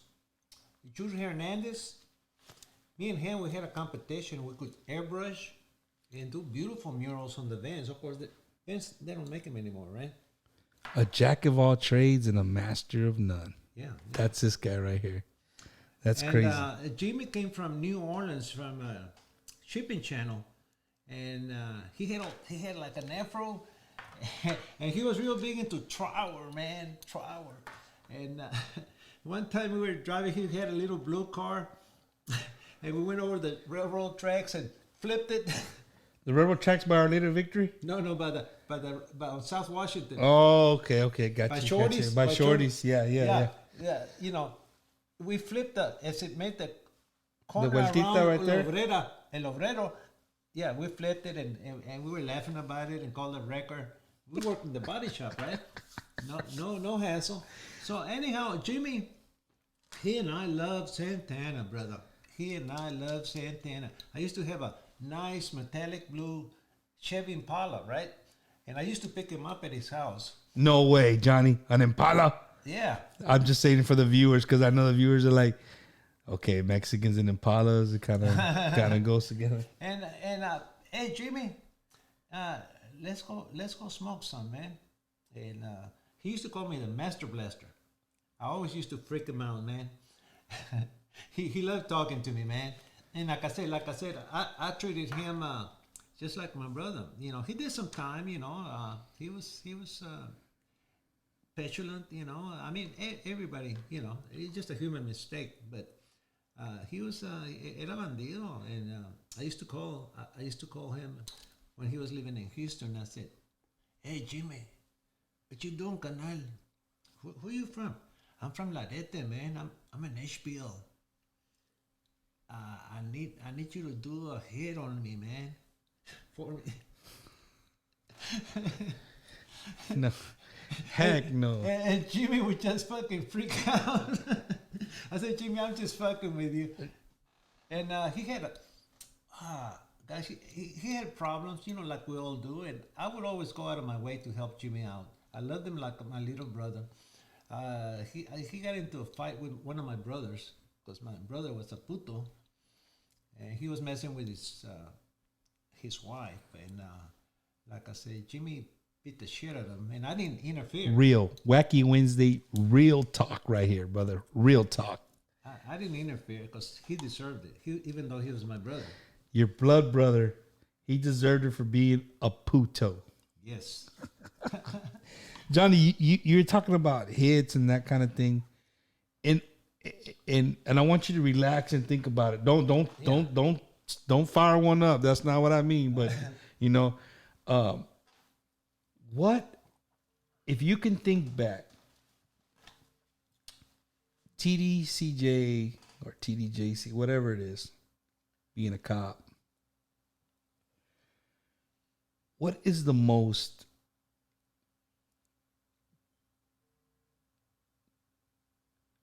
dangerous person that you ever just interacted with?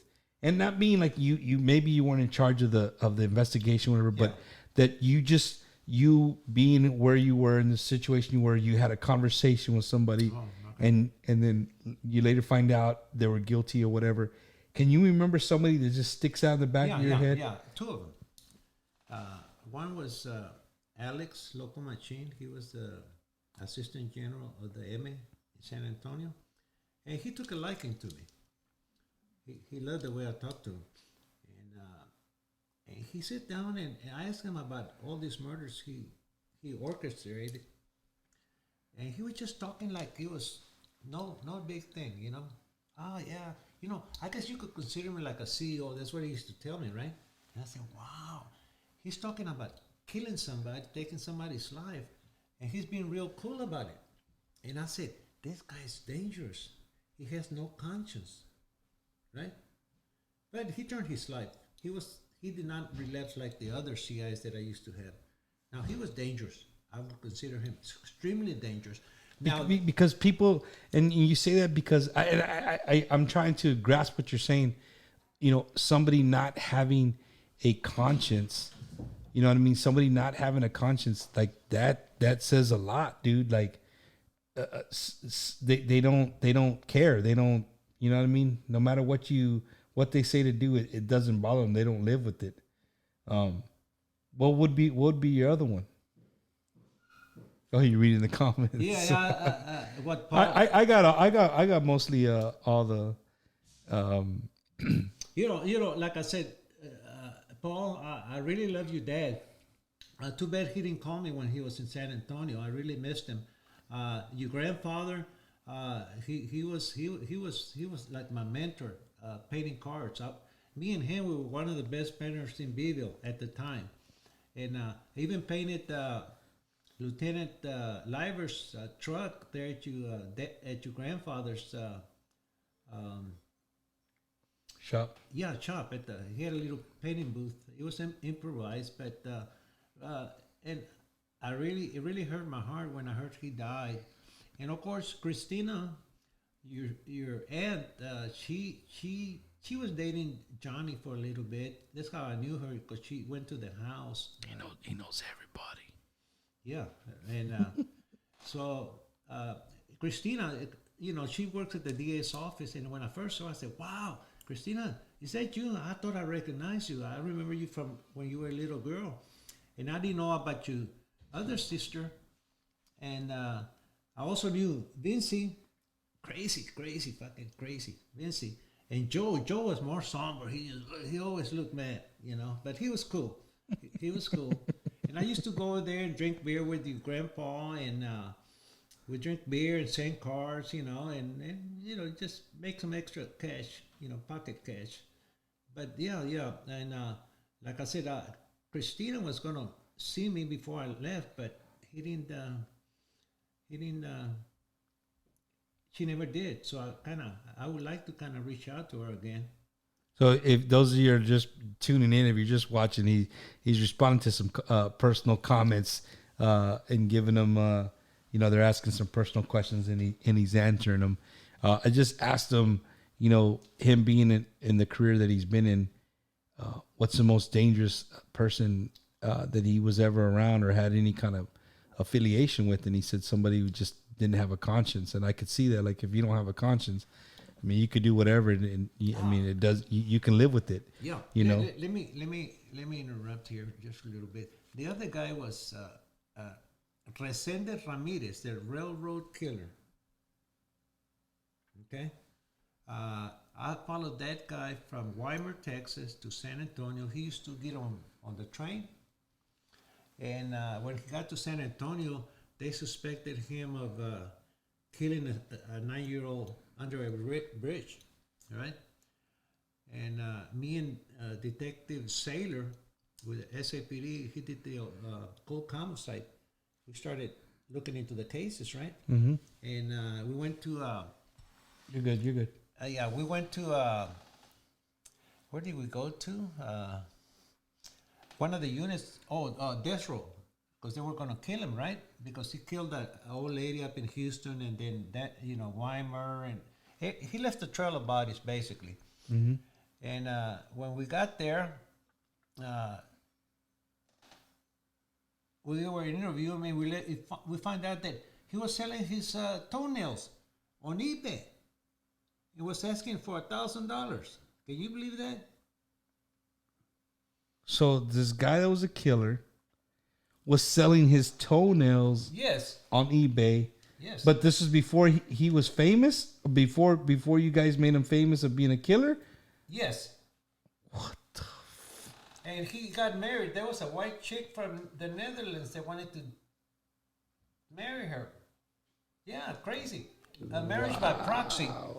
So you talked to this guy. Yes, yes.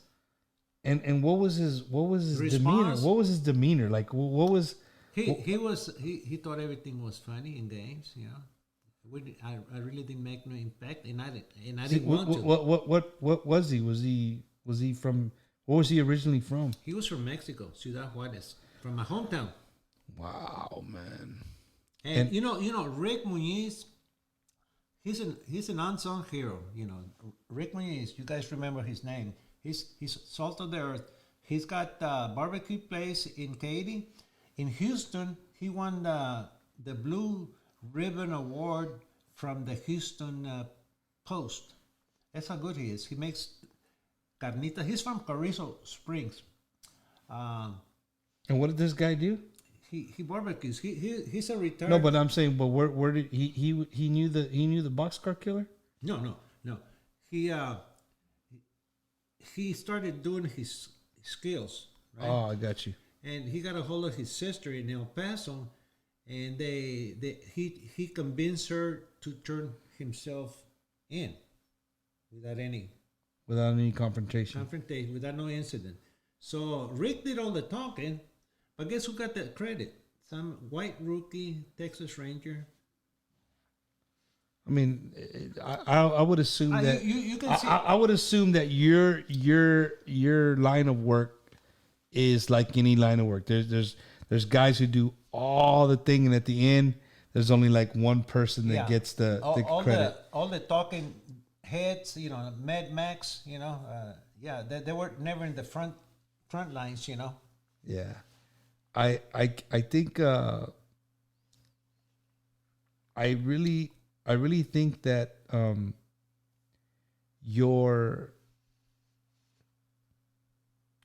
when you would talk to somebody, I just think that they could talk to you because you're easygoing. Yeah. You know what I mean?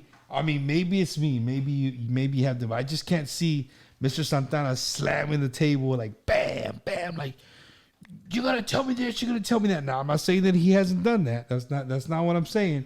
But what I'm saying is that I think your charisma really helps you interact with people. Mr. Santana, we're getting close to the what do you call it? But there's some other stuff that I want to cover with you, and you're a grandfather, you're a great grandfather. You were a big part of our community growing up. A lot of people looked up to you. So, in all taking all that in, what do you think is? I ask all my viewers this. Yes. If you were to talk to a 15 to 25-year-old person in today's world, right? What would Johnny from La Vispa, Santana, tell them? And not in a dad figure. So I don't want you like you're talking to your kids. Okay. You're talking to a room full of 25 to 15-year-olds.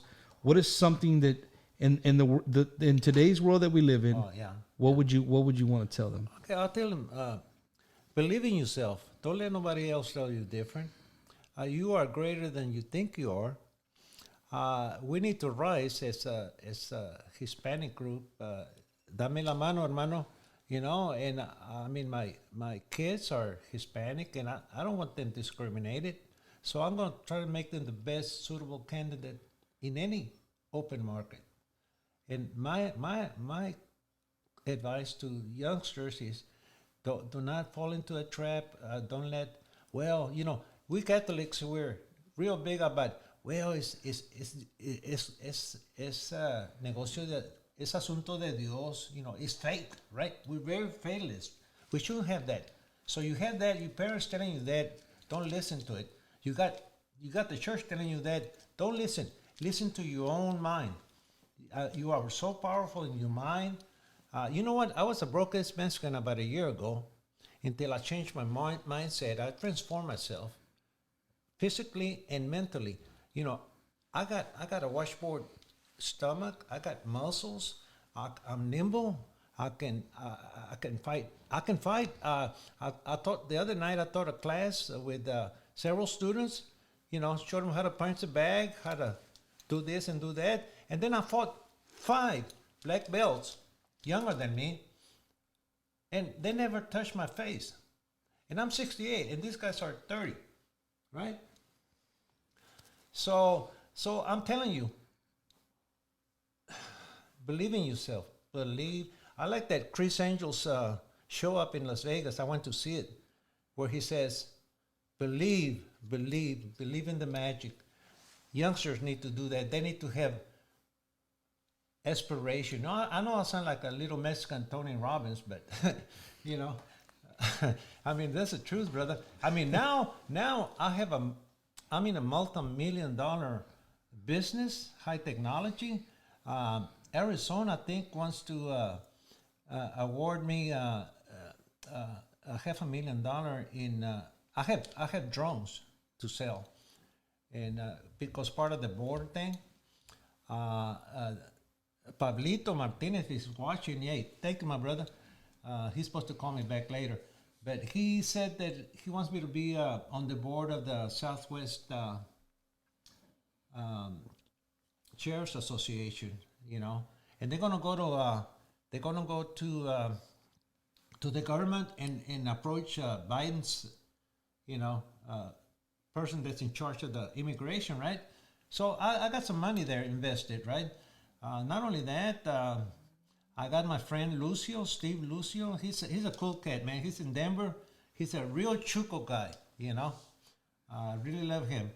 I got Steve Duncan, the international Latino gang member president, and he lives up in California.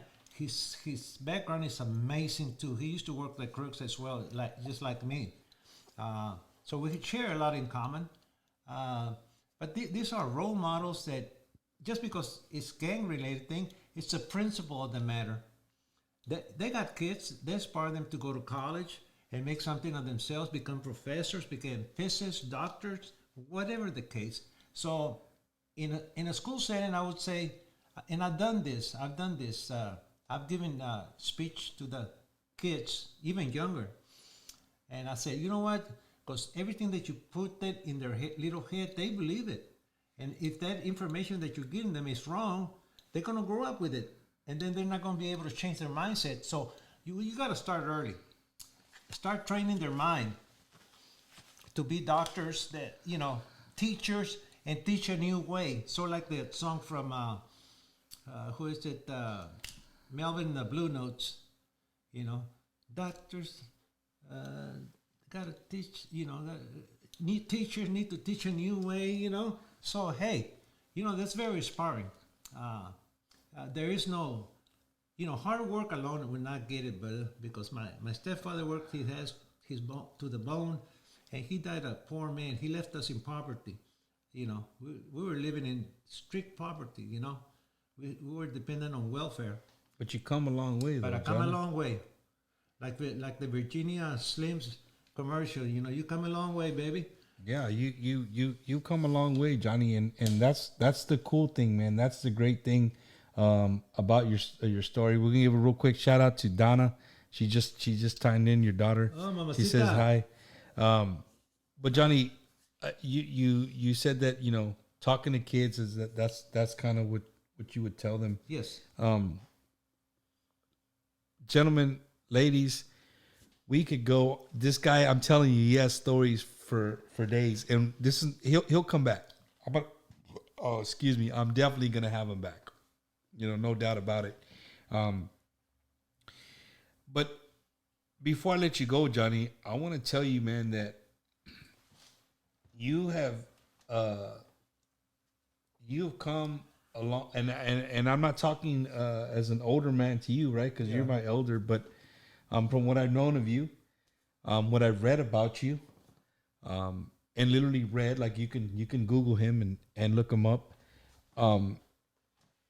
You, as literally like you just said, you came from poverty, you came from nothing, and you have great kids, you have great grandkids, great grandkids, and now you're finally retired, man, and you get to finally enjoy life in a whole different sense. Oh yeah. And I think that's something that's that we look forward to. You know what I mean? That's You gotta look no matter at the what end you of do. the rainbow, for that pot of gold, and it's there. Making the right decisions. And the goal, and this is me speaking, not him.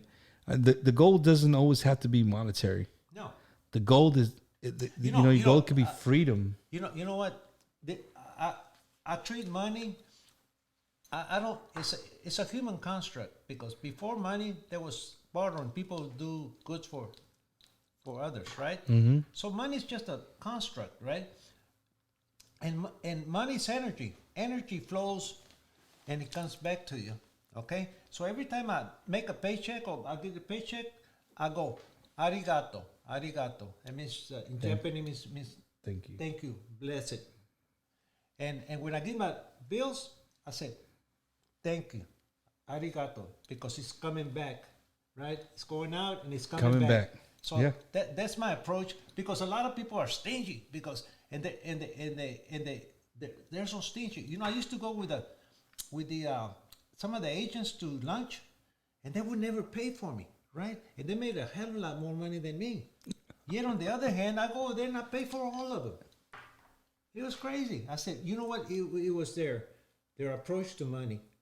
They didn't see it as energy. They saw it as something else, something to hoard, silas minor, you know. Mm-hmm. Yeah.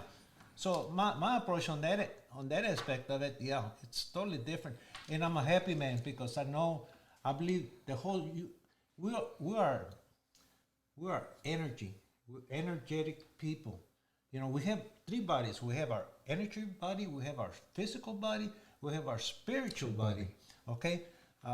You know, it's all like all these vets that get their limbs blown out, yet they can feel the pain or the itch on their legs. You know why? Because the energy is still flowing through. So you'd be crazy. I mean, you only go to the doctor, physical doctor, you're shortchanging yourself. You need to go to a acupuncturist. You need to go to a psychologist. You need to go to a shaman. See, when I said earlier, like, he's not a normal Chicano old school cat. Like, the guy is open to a lot of things that's just not normal. Johnny, with that being said, we'll kind of head towards the end of the show here. Okay. And this is a special comment, and I put it up there. I'm gonna read it. You don't have to squint. I'll read it to you. It says, Santana, the things you have done in your career and the things that you taught my father in his career have helped me.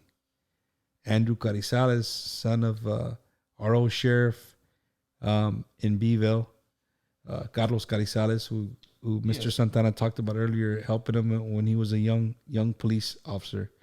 Andrew, thank you for what you do, bro. Thank you for your service to the community.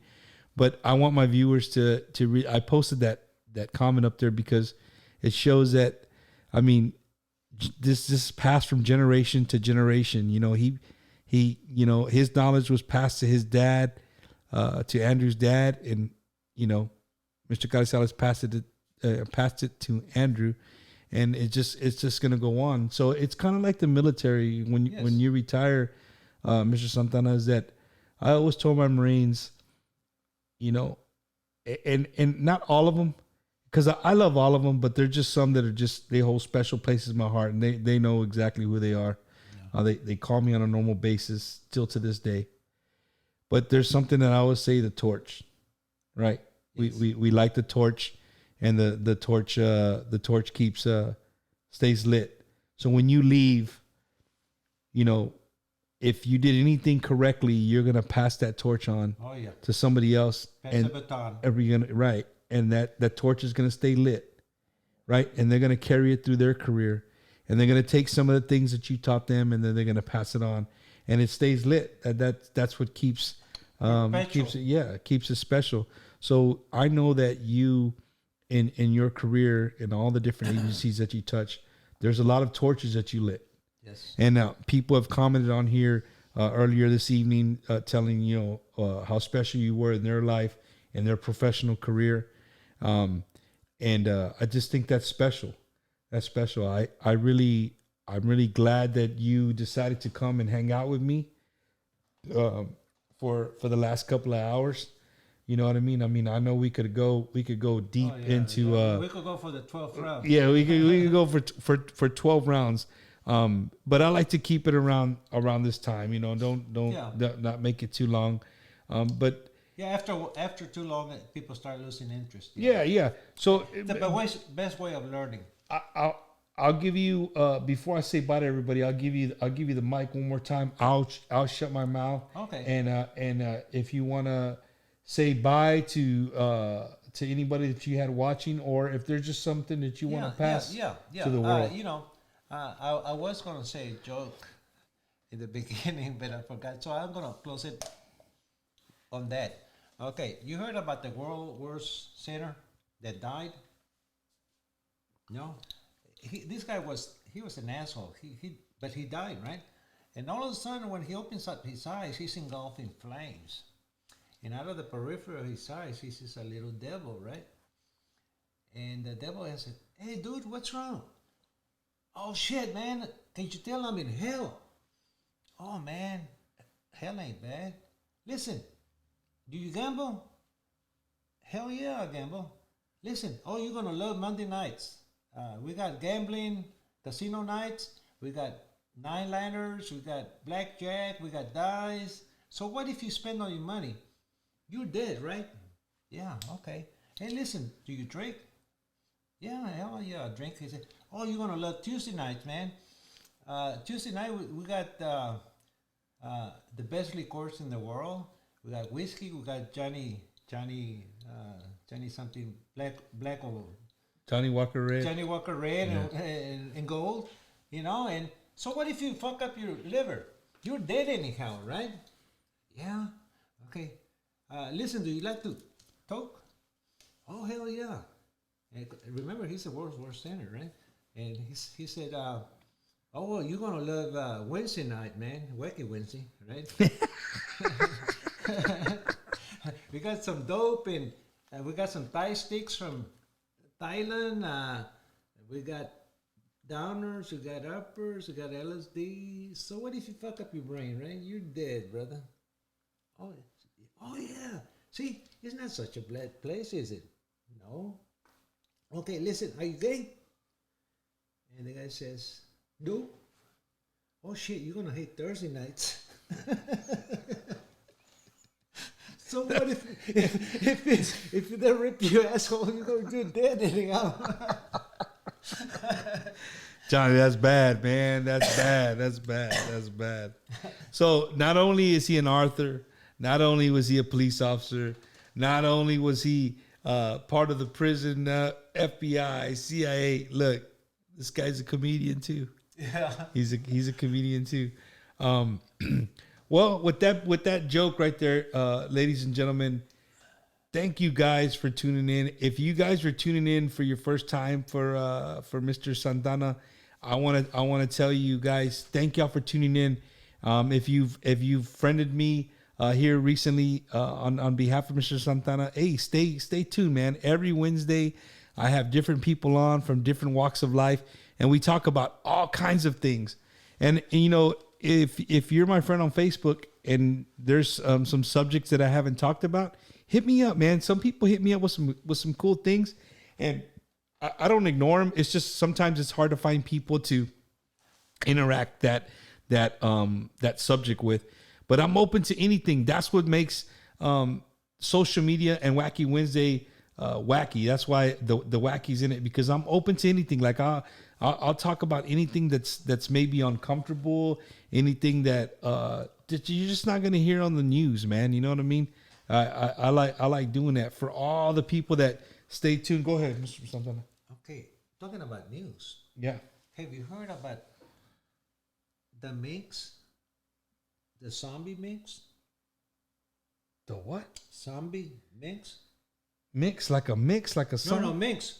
That animal. Oh, a zombie minx. Yeah, Got you. yeah. Got you. This story came from Australia. That a couple of minks had died and they buried them underground, right? And all of a sudden they come off the ground and they got red eyes. I said, "Oh shit! I don't know of anybody that dies at races other than Jesus and Lazarus. So who in the hell made this mix come alive, animate? Strange, right? We live in strange days." So that just happened recently? Yeah. I don't know. There's some strange stuff. You know, I've seen some UFOs, and my daughter Wendy and Freddie Moron can vouch for me. We saw some strange lights in the sky. I heard some strange supernatural sounds in San Antonio, and there was another guy from the other side of town that confirmed it too. It was like a banshee coming out of the sky. It's real weird, man. You see, you're going into another episode already. Oh yeah. Johnny's going into another episode, man. We got to save those, Johnny. We got to save. You know, our next episode should be the supernatural. The supernatural? Yes. I don't know, man. I don't like opening those kind of doors, Johnny. Oh no! But No. You have to. So, ladies and gentlemen, again, those of y'all that tuned in, this guy is entertaining. You Johnny, you're special tonight, man. Very, very entertaining, but truthful, and that's what I like. That's what I like, man. You didn't hold back. I asked you a couple of hard questions, and you were very truthful. But so again, if you guys just tuning in for the first time, man, I do this every single Wednesday around 7:30 p.m. Central Time.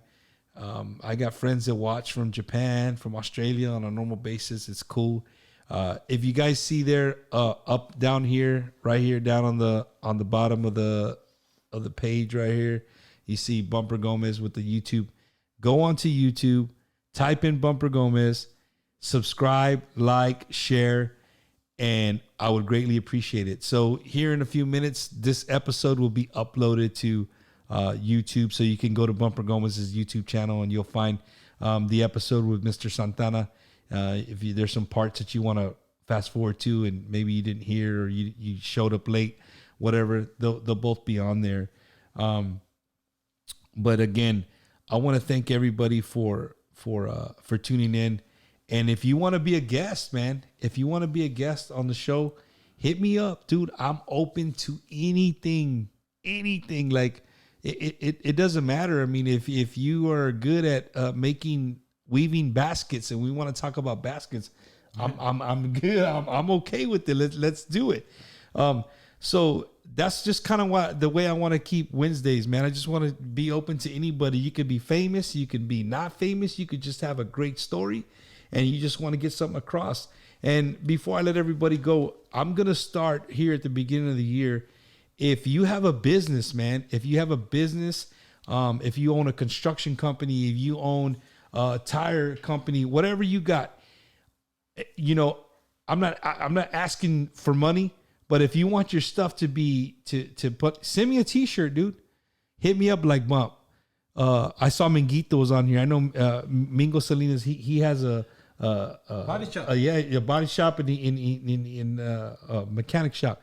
Minguito, send me a shirt, bro. Send me a shirt so I can sport. So if you have a small business and you have t-shirts, caps, dude, fill my drawers up. I will wear them. I promise you.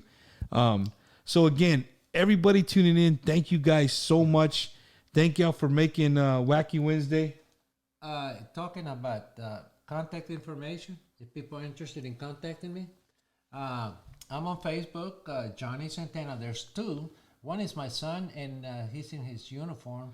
Mine is a profile of me and my fiance. I'm going to get married October the 23rd, 2001 at Las Fuentes on Alamo Ranch. that wedding's costing us 60 grand.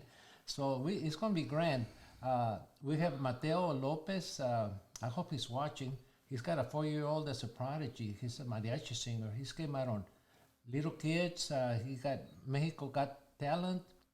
He's been all over the place. LA. He's always going to Mexico City. Right now, I think he just got back from Mexico City. But I'm gonna hire his little boy to sing at my wedding. I'm gonna have a disc jockey. He's part of the family Huerinche out of Sinton, or Houston rather. He's gonna do the DJ, and I'm gonna have country music. I'm gonna have hip hop. I'm gonna have oldies. I love Detroit time. You know, I love. So is this an open invite? Yes, it is. Y'all heard it, guys. 10 months from now, October 21st, Yes. 2021. Hit up Mr. Santana on Facebook, and we're gonna crash his wedding. Yeah. We're not gonna crash it. We're gonna party. Oh, we're gonna party, brother. A party like it's 1999. Strawberry beret. Yes, sir. So again, ladies, and that's my first contact. I have my business is called High Tech USA. It's a high technology business, online business. I got stuff that will rival Shopify, Amazon. I got the best deals in the world. And what is it again? What's the website? High Tech USA, and it's international. So you can ship anywhere. Yeah, shipping is free. Okay. I got drones. I got surveillance camera. Any conceivable thing that you can imagine, and I got it for super cheap and high quality too. So hightechusa.com. Yes. Got you. In case you want to get a hold of me, and I'm not willing to talk to anybody. I mean, I'm a life coach actually, and a health coach. I get up at 4 in the morning, and the first thing I do, I take a half a spoon of honey, a half a spoon of black seed oil, a half a spoon of virgin olive oil, and I drink that mixture, and I feel good. Then I drink some vitamins, and I take some of those mind drugs, whatever they call it, nootropics. Okay, that's my routine at 5. I do 30 minutes of working out my stomach, push-ups. I don't use no weights. I work on my flexibility. I meditate. I do the Tai Chi. And I've experienced so much in life that I know everybody's problems. We're all humans. We have 4 limbs, you know. We're all part of the same bird, you know, even different parts. But we want to integrate those things. So I can be your health coach as well. If you got a problem, I got a solution. I got a solution. Yes, sir. So, hey, and those of you that are my friends, if you want to reach Mr. Santana later on, you can definitely hit me up, and I can get you in contact with the man. So again, Mr. Santana, thank you for joining me tonight. I really appreciate it. Thank you for this opportunity, and I want to thank everybody that attended this event. I was hoping to get as many as I could. Distribution was worldwide, I can tell you that. But yeah, thank you so much. Namaste. Namaste means thank you in Indian. Namaste. Grazie, it means thank you in Italian. Merci vous is thank you in French, and arigato is in Japanese. Namaste. See that? Telling you, I need a dictionary with this guy. But no, folks, tune in, man. Tune in next Wednesday. Will be another episode at 7:30. It could be something totally different. Again, thank you guys for joining us, and we will see y'all next Wednesday. Y'all have a great week. And before I sign off tomorrow, stay tuned for my post on Facebook because it's gonna be a special day. My baby's turning 6, so you know it'll be a nice little post from my son. Be square. Yeah, be there, be square. But thank you guys, man. You guys have been great. I hope to see you guys next Wednesday on a totally different subject, but we'll be here. If you have anything to pass, hit me up. You got my phone number. Message me however you want. And make sure you go to my YouTube channel and like, subscribe, and share. I would greatly appreciate it. Thank you all. Y'all have a great night. Love y'all.